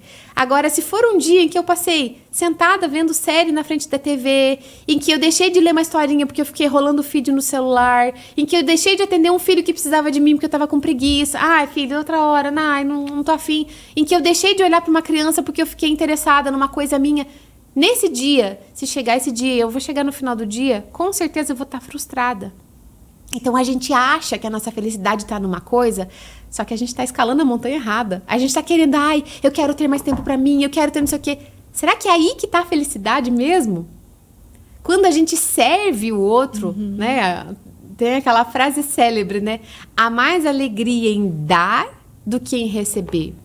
Será que é isso mesmo? Se a gente põe em dúvida nisso, né? Porque a nossa é uma geração muito olhando para si mesma, uma geração de egoísmo, né? A gente quer olhar para si mesmo, a satisfação pessoal, o prazer pessoal o tempo todo. Mas será mesmo que se eu der, eu vou ter mais alegria do que receber? É claro, porque quando eu dou, né? As flores sempre deixam o seu perfume na mão de quem as oferece. Então, quando eu estou oferecendo algo para alguém, eu também estou bebendo daquilo. Quando eu estou servindo a minha família, quando eu estou servindo o meu esposo, quando eu estou servindo os meus filhos, eu estou fazendo algo por eles, a primeira beneficiada sou eu. E eu não estou fazendo isso para receber em troca. Eu vou fazer porque eles vão me valorizar. Não, eu estou fazendo porque eu sou feliz fazendo isso. E hoje eu posso dizer com alegria isso, que eu consegui encontrar o sentido em servir a minha família. Quando eu consigo oferecer um lanchinho, quando eu consigo preparar um café da manhã, quando eu consigo deixar uma pilha de roupa cheirosinha dobrada em cima da cama das minhas filhas, quando eu consigo receber meu esposo com um beijo, com um abraço na porta, isso me preenche de uma forma que não preencheria se eu passasse a semana fazendo coisas para mim. Então hoje, mesmo tendo mais filhos, mesmo tendo menos ajuda, mesmo tendo uma rotina que pode parecer assim... que é importante em falar, alta você velocidade. não tem uma empregada todos os dias. Você tem o quê? Uma diarista? Eventualmente. Uma diarista.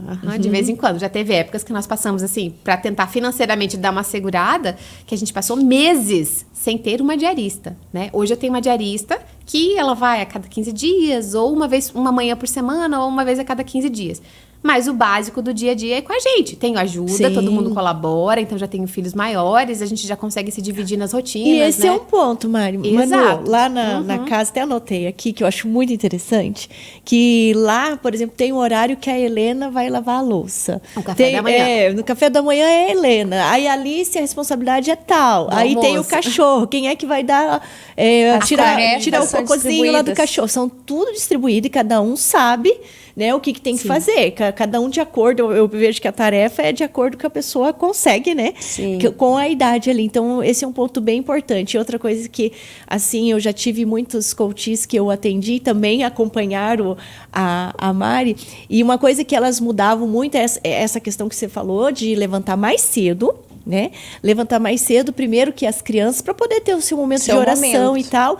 E, acima de tudo, o que elas mudaram também, que eu vejo que fazia bastante diferença assim, para elas, que elas comentavam, é que elas faziam o tal da maquiagem, que a Mari, né, vai lá e faz uma maquiagem e ela fica em casa maquiada. Como que é isso, Mari? Sim, o fato de eu acordar mais cedo e me arrumar acabou com aquela historinha assim que eu dizia assim, ai meu Deus, é 10 horas da manhã, eu tô de coque e de pijama. Por que eu tava de coque e de pijama às 10 da manhã? Porque eu acordei atrasada, com as crianças me chamando, já estavam demandando. Então, se eu deixo para me arrumar depois, não vai acontecer. Então, se você chegar lá em casa às 8 da manhã e você falar assim, e tocar a campainha, eu posso te atender, porque às 8 da manhã eu já tô arrumada, eu passei, não é uma maquiagem de produção, né? Eu demoro 5 minutos. E é isso que eu penso, olha, eu levo só 5 minutos, então eu vou fazer agora. Quando eu acordo, eu já vou pro banheiro, já vou ouvindo ali a minha meditação, alguma coisa, já faço a minha maquiagem, já vou arrumar o café das crianças, já desço pronta. Eu não saio do quarto de pijama, eu não saio do quarto sem dar uma ajeitadinha assim, nem no sábado e no domingo. Todos os dias eu levanto, eu me arrumo primeiro e depois eu desço. Pronto, eu tô pronta pra vida. Até porque, pra eu encarar isso de uma maneira mais séria, se você levanta de pijama e de coque, de chinelão, ou sei lá, você não iria pro trabalho assim. Você não vai fazer uma coisa bem feita. Você vai ficar relaxadão, folgadão. Até a tua cabeça já tá preparada para fazer as coisas mais ou menos. Se eu levanto e eu me arrumo, não como uma roupa assim, eu vou colocar roupa boa para limpar a casa. Não isso, mas eu me arrumo de uma maneira que eu posso ir ao mercado, por exemplo. Todo dia, eu preciso pegar uma coisa que faltou, eu tenho que buscar e levar alguém em algum lugar, eu tô pronta pra sair. Eu troco o calçado, porque em casa eu vou ficar com um calçado mais confortável, mas eu troco o calçado e pronto, tô pronta pra sair. Solto o cabelo, porque daí pra limpar, pra arrumar, eu boto o coque, né? Ou eu dou uma ajeitadinha, aprendi, solto o cabelo e saio. Então, isso me deixa já com o espírito de prontidão. Fala, olha, agora eu vou trabalhar. Qual é o meu trabalho? Se eu estivesse numa empresa hoje, eu ia trabalhar das 8 às 18, eu ia me comprometer com o trabalho, certo? Então, na minha casa também. Eu paro o trabalho quando eu termino o que eu preciso fazer. Então, se eu sei que eu tô em horário de trabalho, eu não vou ficar mexendo no WhatsApp. Eu não vou ficar vendo notificação de celular. Meu celular não tem notificação. Eu trabalho com o Instagram, mas é desativada a notificação no Instagram, de WhatsApp, de tudo. Não tem. Meu celular fica quietinho ali o dia inteiro, porque eu não fico pegando pra atender coisas na hora que eu tô trabalhando. Na hora que eu tô trabalhando, eu tô lendo historinha pra criança, eu tô cuidando do chão, tô organizando a cozinha, porque ali se lava a louça após o almoço, por exemplo, mas a organização é minha. Então eu dou aquela limpada no chão quando precisa, porque almoço, as crianças, acaba caindo coisa no chão. Então, tá, organizei. Agora eu preciso cuidar da roupa, tenho roupa pra estender, tenho roupa pra recolher. Então, no meu horário de trabalho, eu tô trabalhando, eu tô produzindo. E às vezes a gente acha assim, talvez alguém que fique em casa, né, tá assistindo, alguma mãe que fica em casa, mas não me valorizam porque eu faço tudo aqui em casa. Mas você valoriza o seu trabalho? Você encara isso como um trabalho? Você estuda para fazer isso de uma maneira assim, olha, como é que eu vou organizar a rotina dessa casa aqui? Como é que eu vou fazer? Vou levar isso a sério? Como é que eu vou fazer a gestão da minha casa? Né? Eu vou organizar os processos, olha, tal dia eu preciso fazer isso, segunda e quinta eu lavo roupa, terça e sexta eu termino de estender e recolher e dobrar aquilo, levo para os quartos, as crianças dobram, cada um guarda as suas coisas, então tal dia eu preciso tirar os lençóis, trocar os lençóis e toalhas da cama, tal dia vai ser o dia de limpar os banheiros, então eu tenho uma rotina em casa e eu levo a sério isso. Eu não faço quando eu tenho vontade, eu faço quando tem que ser feito. Hoje é o dia de trocar os lençóis, mas hoje vai dar trabalho, mas eu vou fazer.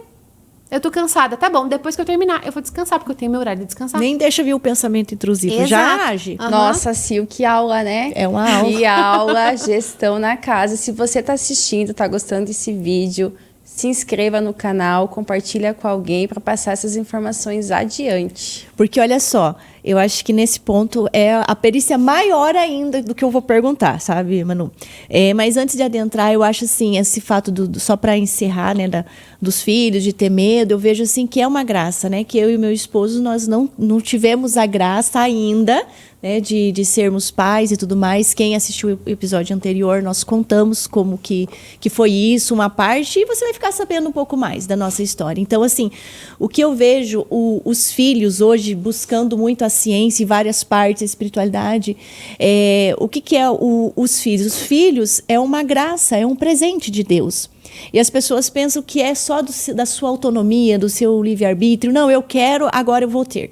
E não é assim.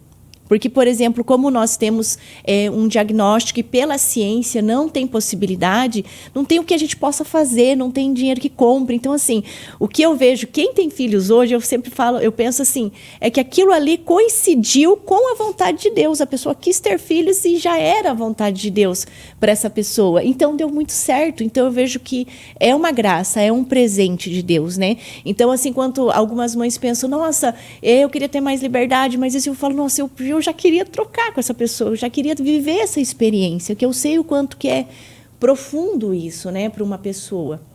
E eu acho assim que talvez se alguém esteja vendo esse podcast ou está com medo, ou de repente também, como é o nosso caso, tem algo que impossibilite, que você vê que é realmente só um milagre, eu quero te dizer que você pode ter a experiência, vivenciar, ver pelo olhar, né, de quem já é mãe, de quem já é pai, e trazer para a sua vida, que nós sempre tivemos essa graça de ter, por exemplo, a Marielle e o Alex na nossa vida, e tem os nossos outros compadres que também tem 4 que vão para o 5º, inclusive, que é a Márcia e o Alex, e eu vou puxar esse próximo tema aqui, que eu tô lembrada aqui que a Mariana, minha afilhada, hoje ela já vai fazer 15 anos, quando ela tinha por volta de 1 ano e meio, quase 2 anos, Maria, eu lembro que ela estava lá em casa, ela sempre ficou muito tempo lá com a gente, né, e aí um dia, coloquei ela sentar na cadeirinha, eu conversando com ela, e brincadeira e tal, e eu peguei e coloquei tipo num pratinho, sabe, nem lembro o que era, eu coloquei a comida, nós morávamos no apartamento, e ela tava de boa.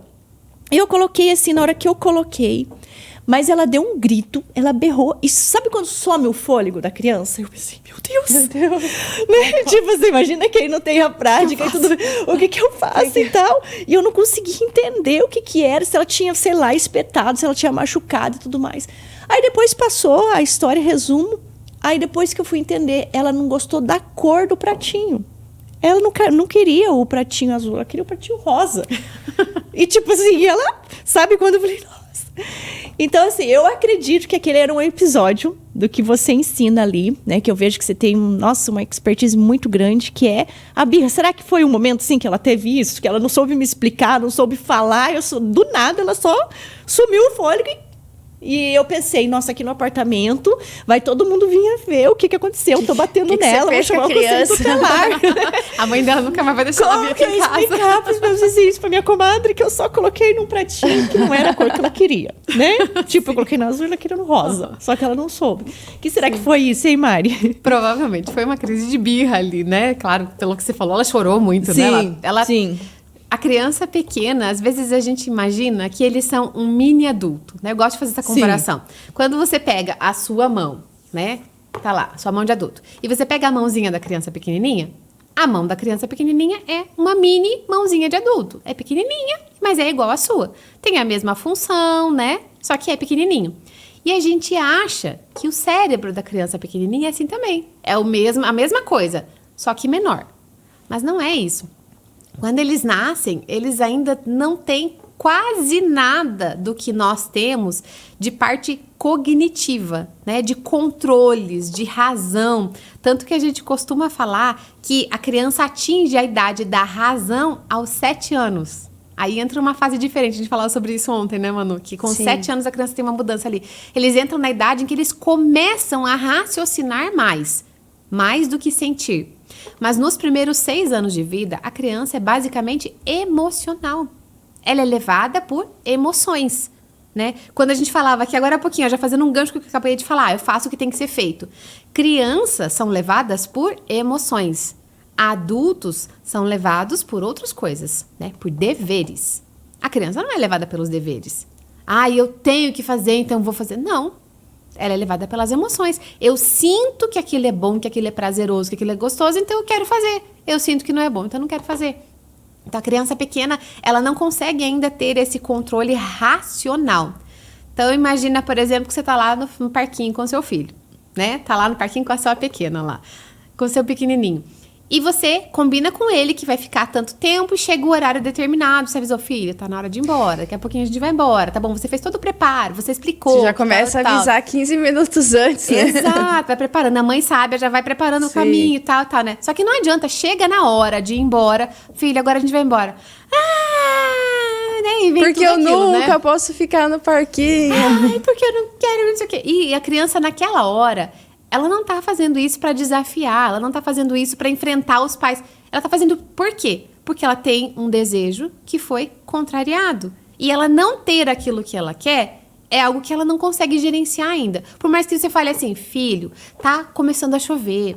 Ou filho, a gente vai sair daqui porque a gente tem que ir no mercado pra mamãe comprar coisa pra fazer a janta. Ou a gente vai sair daqui, mas amanhã a gente pode vir de novo. Nada disso é emocional, tudo isso é racional.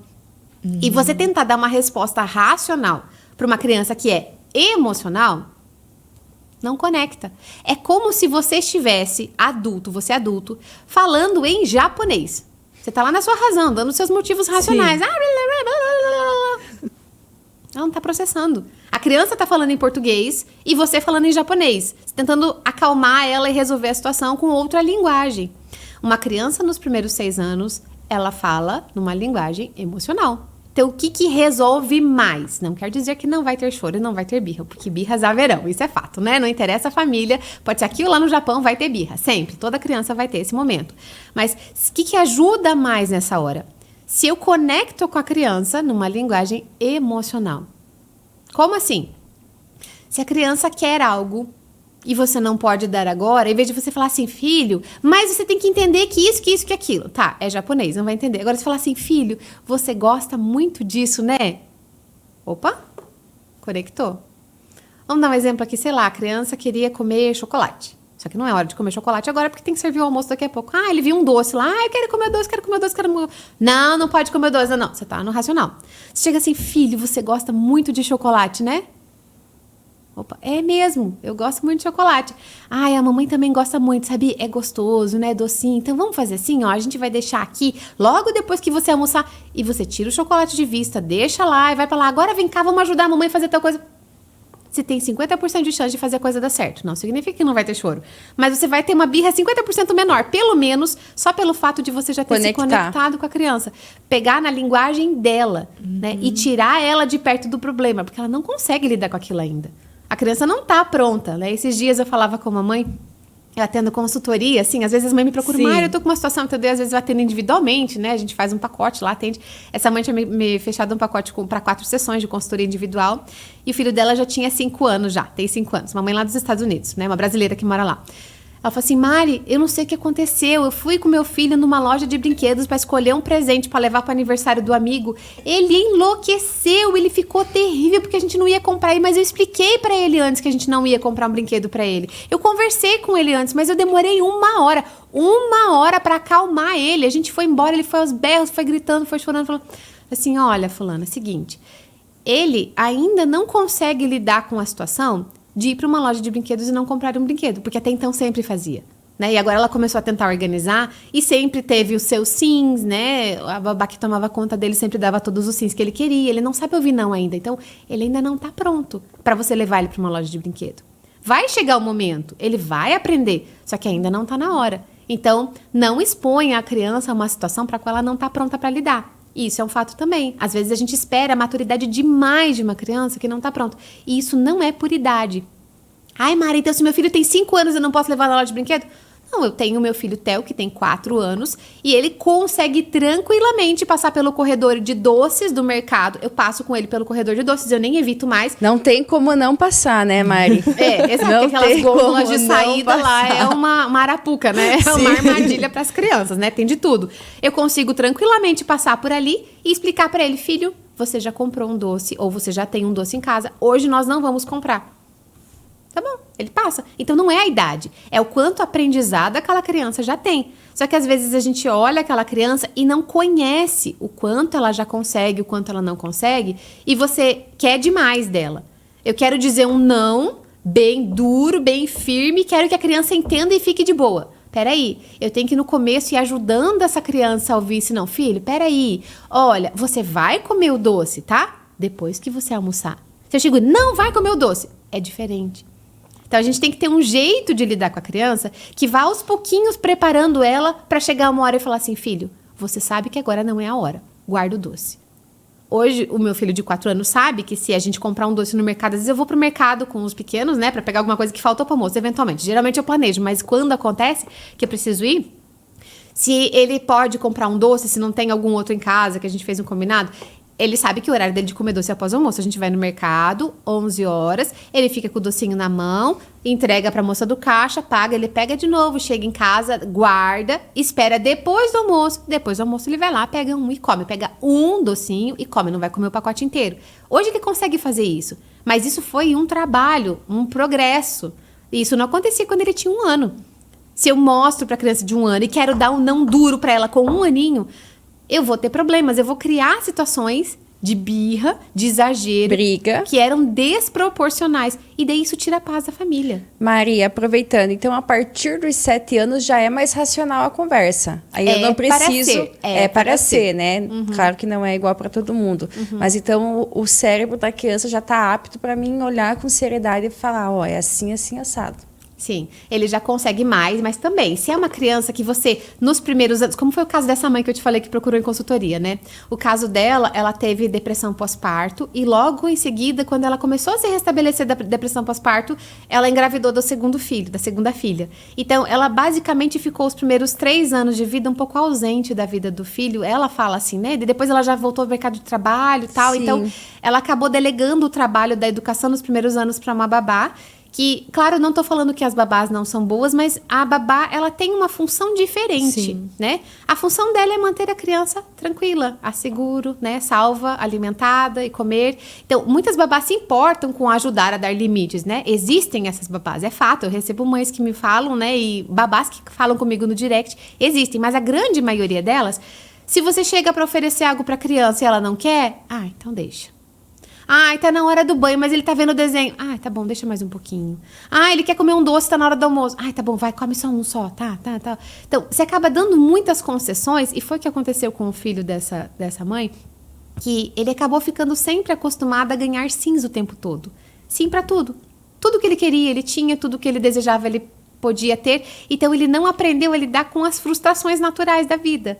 Aqueles nãos que ele precisava ter ouvido. Então, se você deixa uma criança assim nos primeiros anos, a hora que você resolve começar a trazer ela, fala assim, filho, peraí, isso aqui não pode acontecer? O que você tem? Você tem uma reação daquela que a Sil falou. Uma criança que se joga no chão, que grita, que fica agressiva, que põe pra fora todas as suas, né, seus sentimentos, porque eles não sabem falar isso de maneira muito educada ainda.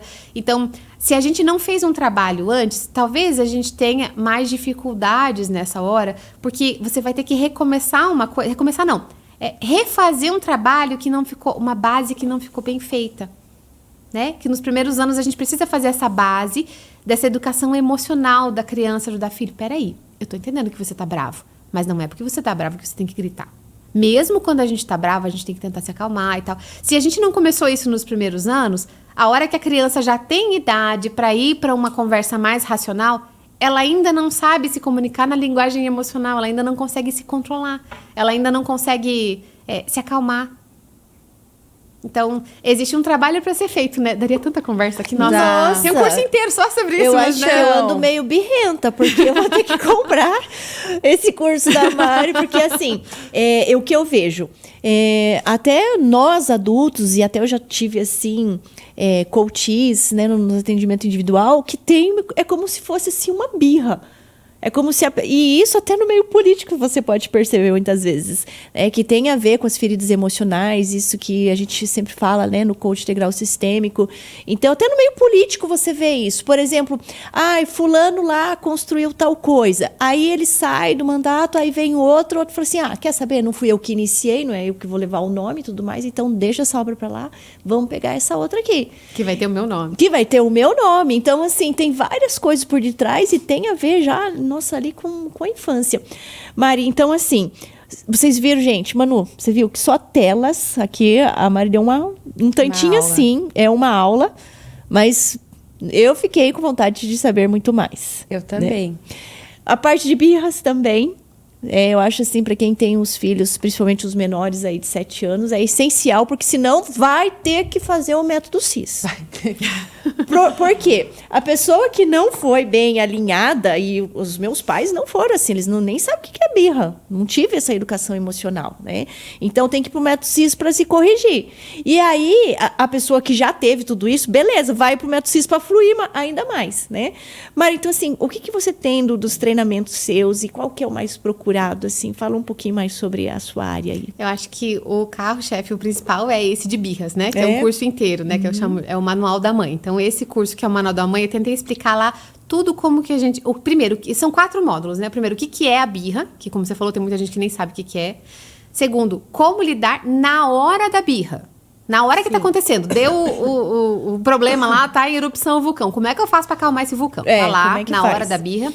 O terceiro, que é importantíssimo, como evitar a birra. Né? Tem muita coisa que a gente não presta atenção. Por exemplo, uma criança em privação de sono crônica faz muito mais birra do que uma criança que dorme o suficiente.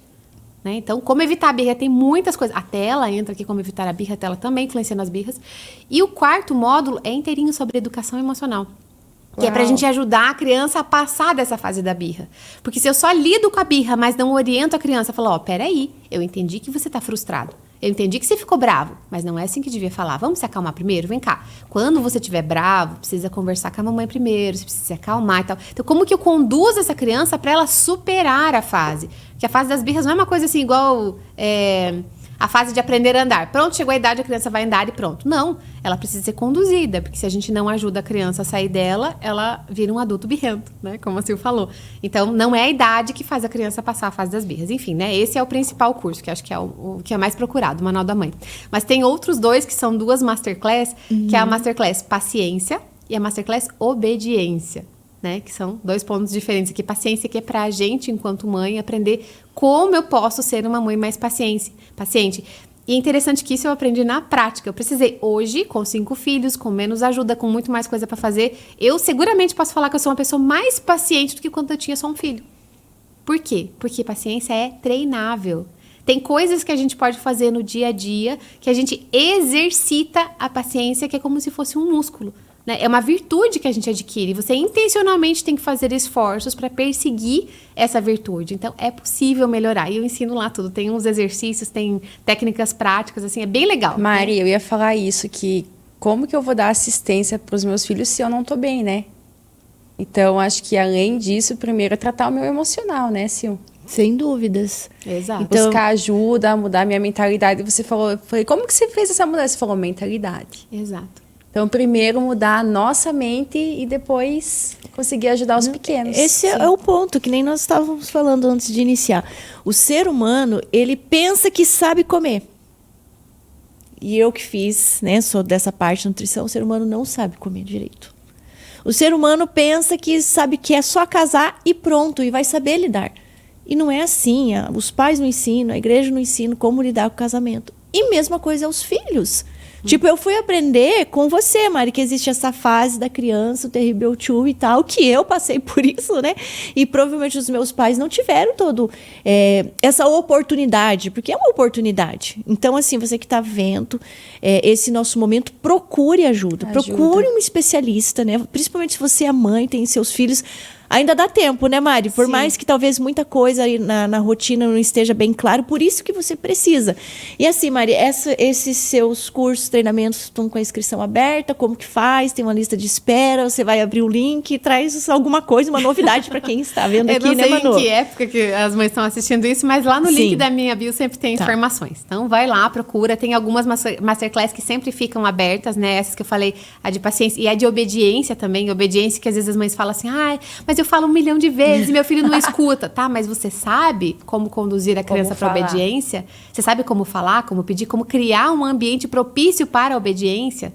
Né? Será que eu estou ajudando o meu filho a obedecer ou eu estou piorando a situação? Então, lá, essas duas masterclass, paciência e obediência, sempre estão abertas, lá no link da minha bio. E o Manual da Mãe, às vezes eu abro turmas, então quem quiser informação vai lá. Tá tudo lá. Legal. Isso é essencial, né, Manu? Sim, eu vou precisar. Qual desses você já vai pegar, Manu? A dificuldade que eu tô tendo eu falo 2, 3 vezes, né? Aí na quarta eu já vou perdendo um pouco a paciência. Então, eu já percebi que eu não estou sabendo me conectar. E aí se criou esse vício de que eu tenho que ficar enérgica na hora de falar. Porque eu tenho que manter minha autoridade, né? Não, e não ouve. Você fala uma vez com o amor, faz tal coisa. Viu, a mamãe já pediu pra você fazer tal coisa. Faz tal coisa. Você não vai fazer tal coisa? Daí, opa. Você vai subindo, né? Então, criou esse vício. Então, eu tenho que aprender contigo a... É um ciclo vicioso mesmo. É um ciclo. Eu chamo de ciclo da desobediência. Então, nesse meu caso, qual que é o curso mais indicado? 2 para você. Manual da Mãe e a Masterclass Obediência. Os dois se complementam. Tem conteúdos nos dois lá que vão te ajudar. Acho que tem muitas mães que precisam, hein? Muitas, e vai fazer bastante diferença, né, Manu? Vai. Manu, você que é mãe, conhecendo a Mari, e olha que você nem sabe mais. Manu, deixa eu te contar. Só mais uma coisa antes da gente encerrar. Tem outra coisa que eu acho muito interessante na Mari, porque assim, ela teve 5 filhos, eu acho que eu já te falei isso, Mari, mas eu vou refrisar. É que ela teve, os filhos dela, acho que todos, né, acho que exceto a Fer, foi de parto natural. Uau. Domiciliar, né? Vou puxar até um pouco mais. Domiciliar. E aí você pensa que a Mari é aquela pessoa assim, que você chega lá, que ela fala, que ela fica, me ajuda isso, ou faz aquilo, e não consigo isso, não consigo. Não, você chega lá, você nem pensa que ela terminou de parir ali. Porque, assim, ela já tá em pé, porque daí se recupera muito mais rápido, né, Mari? Se recupera muito mais rápido, e ela já tá fazendo as coisas e tudo mais, e é tudo, assim, muito natural.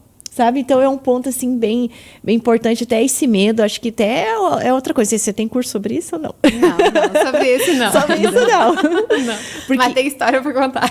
Isso, de como, né, a criança vem de uma forma muito mais natural à vida e geralmente... Faz um resumo aí, Mari, que é melhor você falar sobre isso. Então, todos os nossos momentos de nascimento em casa sempre foram momentos muito especiais para nós, né? Claro, na nossa primeira filha já foi um parto normal, mas foi um parto normal tradicional, assim... Mas depois eu comecei a estudar, eu fiz uma formação para ser doula. Então, eu já fiz curso, eu já fui doula, né? Por alguns anos, acho que eu fui a primeira doula aqui em Cascavel. Então, eu fiz um curso aqui, atendi dezenas de mães, acompanhei. O que é a doula? Ela acompanha a mãe durante o trabalho de parto para ajudar a mãe a passar por aquilo de uma maneira mais tranquila, né? Ela não faz o parto, né? Ela acompanha junto com o médico, com a enfermeira, com tudo ali, né? Seja em casa ou seja no hospital, a doula ampara a mãe para dar aquele suporte emocional, suporte físico, oferecer uma massagem, oferecer algo para ela comer, lembrar ela de descansar, lembrar ela de fazer algum tipo que de ela movimento. É capaz. Lembrar ela de que o corpo dela talvez em alguma posição ajude mais, seja mais favorável para essa fase do trabalho de parto. Então, isso foi me dando um conhecimento, uma segurança, e eu conheci uma equipe, que é aqui de Cascavel, que até você tá a equipe Manjedoura, que elas são as minhas parteiras escolhidas, né? São as famosas parteiras modernas. Elas são enfermeiras obstetras com certificação para atender partos domiciliares. Então, não é aquela coisa assim de chegar alguém na sua casa com um massinho de erva e uns paninhos debaixo do braço para atender seu parto. Não. É incrível a quantidade de... A Sil acompanhou alguns, né? Sim. A incrível quantidade de exames, de materiais, de coisas que elas precisam trazer, de coisas que precisam ser feitas, de critérios que têm que ser bem feitos para que você que você possa ter um parto em casa, não é aquela coisa irresponsável, né? Então, eu fui bem assistida em todos os meus partos, todas elas me assistiram e... Para nós foi uma experiência impagável. A gente poder estar tranquila, eu estar tranquila. Por que em casa? Porque, primeiro, tem que ser um parto de baixo risco, né? Então, todos os meus partos foram partos de baixo risco. Eu era uma gestante de baixo risco. E eu estava tranquila num ambiente em que eu me sinto segura. E isso favorece muito a produção de hormônios do parto. Isso facilita o parto pelo fato da mãe estar tranquila, estar à vontade num ambiente conhecido, os hormônios funcionam melhor, o parto flui mais naturalmente, mais fácil do que se você chega num ambiente inóspito, que é num hospital com pessoas estranhas, você com pouca roupa, sendo observada, quantas experiências que eu tive de partos que eu mesma acompanhei, que a mãe estava em casa, o parto evoluindo super bem, estava indo, falando, nossa, já está quase chegando a hora de nascer, vamos pro hospital. Chega no hospital, para tudo. Trava e às vezes acaba impedindo o parto de continuar e ter que ir para uma cesárea, porque hormonalmente o corpo se fecha, né? Existe uma explicação fisiológica para isso, né? Sim. Os mamíferos em geral, quando aquele mamífero, né, a fêmea vai ter o seu momento de dar à luz, ela se esconde.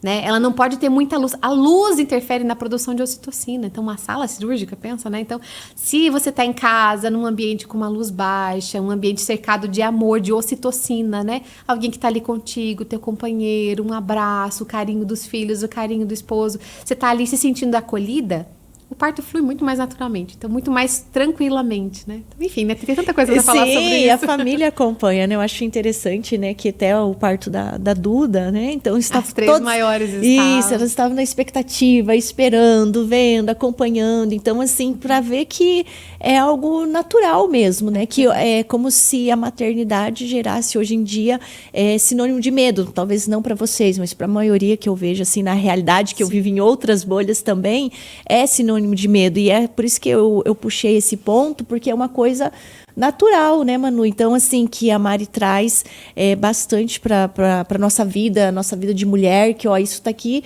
faz parte, até mesmo está no instinto, ainda mais quando você tem um certo amparo. Hoje em dia a ciência mudou bastante também, tem todo esse acompanhamento, e eu acho que torna a família ainda mais acolhedora, né? Então, por isso que eu puxei esse ponto, e eu teria muitos outros assuntos aqui, mano.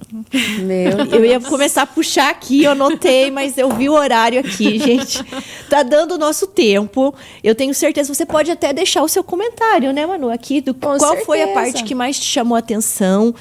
Você que vai estar acompanhando pelas mídias sociais, nossa, que você pode estar seguindo a Marielle. E você que está aqui nas mídias sociais da Marielle, que vai ver esse podcast, também pode estar nos seguindo a mim, seguindo a Manu. Mas principalmente que você se permita realmente alinhar a sua maternidade, você que é mãe, ou você que vai se preparar para isso, né? Você já tem aqui um bom caminho, um bom espelho, por isso que o podcast decidiu trazer a Marielle aqui para que você possa crescer e contribuir. Eu acho que dá bem certinho essa frase, principalmente na família, né, Manu? E aí? O que você achou desse episódio, Manu? Que aula, né? Eu tô encantada com a Marielle. Vontade de levar ela lá em casa. Me ajuda aqui. Mas eu tô encantada, Mari. Tua história é linda. Você vai ser, com certeza, você é um canal de ajudar inúmeras e milhares de mulheres. Parabéns pelo teu sim à maternidade, com leveza. Parabéns mesmo. Eu queria aproveitar aqui, mãe, te amo, feliz Dia das Mães. E a minha mãe, gente, ela foi uma dessas mulheres que parou de trabalhar, né? Então, eu tive ela muito próxima, né? Eu pude brincar com ela teve muito presente comigo. Quando ela voltou a trabalhar, eu não lembro, mas eu acho que eu tinha uns 7 anos, eu ia junto com ela no trabalho. Então, a minha mãe foi uma dessas mulheres que parou tudo, parou a carreira dela, e quando voltou a trabalhar, ela começou do zero, mas ela estudou, conseguiu se formar, e hoje está aposentada, né, muito bem. Então, mãe, parabéns e gratidão por tudo. Mari, então, assim, quero agradecer por vocês ter liberado esse tempo, né? Ter precioso, deixado lá, né? Tempo precioso, né? Mas a Mari é assim, gente. Eu conheço ela, não tem o que ela não faz, sabe, Manu? Então, às vezes, assim, até para sair, tipo, não vamos ir porque temos filhos. Não, eles são os primeiros. E geralmente. Chegam, não se atrasam. Não se atrasam. O Cláudio, às vezes a gente atrasa, às vezes atrasa. Mas não é uma desculpa se a gente não vai porque não tem filhos. Nós não vamos pra praia, não vamos viajar, ou não vamos estar em um lugar, ou não vamos na igreja porque temos filhos. Nunca ouvi isso da Mari, né? Tipo, pelo contrário, é vida normal e leve, e as crianças vão se ajeitando, sempre na igreja, estão ali, se fazem presente. E, nossa, seria um outro podcast, só um tema sobre esse, né, Manu? Sim. Então, assim, obrigado pela sua disponibilidade. Eu sempre falo que você é uma inspiração. Eu amo muito você sabe? O Alex, vocês são muito importantes na nossa vida, de tudo. Né? Eu sempre falo assim, que eu sou uma pessoa muito abençoada. Eu encontro as melhores pessoas. Né? Eu tive a graça de ter essa família, de conhecer vocês e fazer parte da história. Né? Então, assim, meninas, amo muito vocês, né? Alice, Fer, Helena, Theo, Duda. Vocês são, assim, sabe, como se fosse nossos mesmo. Né? Então, assim, toda vez que vocês passaram por dificuldade, foi a nossa dificuldade também. Então, assim, eu tô muito feliz. E eu falo assim, Manu, pra Mari que ela não deve parar. Né? Não, que ela, tipo assim, ela tem que levar isso. O que a família deles carrega é muito precioso. Vocês são sal e luz, como diz a palavra. Né? Que vocês, tudo assim que vocês passarem de dificuldade, vocês podem compartilhar, a gente ora por vocês, né? Sempre. Mas que vocês não parem. Né? Que só o fato de vocês existirem, vocês já trazem luz, né? E é isso. Manu, isso. Obrigado por estar aqui comigo. Por estar aqui com vocês, mulheres maravilhosas. Para mim é uma honra, gente, de verdade. Eu é que muito quero feliz. agradecer mesmo, de verdade, imensamente o convite. Eu quero, assim, desejar aqui para vocês toda a prosperidade para este podcast. Né? Que crescer e contribuir, eu sei que é uma missão na vida de vocês, né? Missão. Assim, eu já conheço há muito tempo, a Manu eu conheci agora, mas também já entendi que também é o seu propósito, né, Manu? Desejo que vocês alcancem muitas pessoas, né? E quem está assistindo aí pode compartilhar, são pessoas do bem, são pessoas que estão empenhadas em dar sua contribuição para o mundo, né? Em deixar a sua marca positiva nesse mundo, em deixar um legado, né, de algo positivo que foi construído. Desejo que Deus abençoe todo o trabalho de vocês. Amém. E retribuo dizendo-se que vocês são muito amados pela nossa família, tá? Você e seu esposo fazem parte da nossa família. Vocês não são visita lá em casa, vocês são família também, você sabe, né? Sim. O que a gente faz... Eu jamais largaria meus filhos na mão de ninguém, mas já larguei minhas filhas na mão de vocês para passar um final de semana, coisa que eu não faria com pouquíssimas pessoas nesse mundo.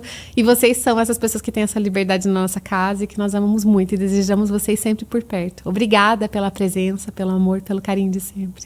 Obrigada. Te amo. Amo você, Alex, e vocês todos que estão nos vendo. Obrigado por vocês estarem com a gente, tá?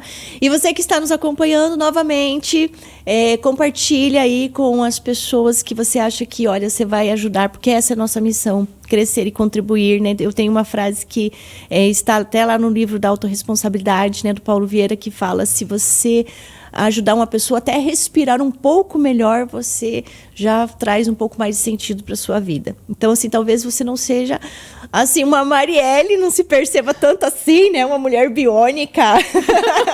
Então, mas existe um caminho, existe uma alternativa aqui para você, tá? Então, mais uma vez, gratidão, só agradecer. Mais alguma coisa, Manu? Não, só isso. Só gratidão hoje. Então tá. Obrigado, gente. Até mais. Vamos nos despedir por aqui.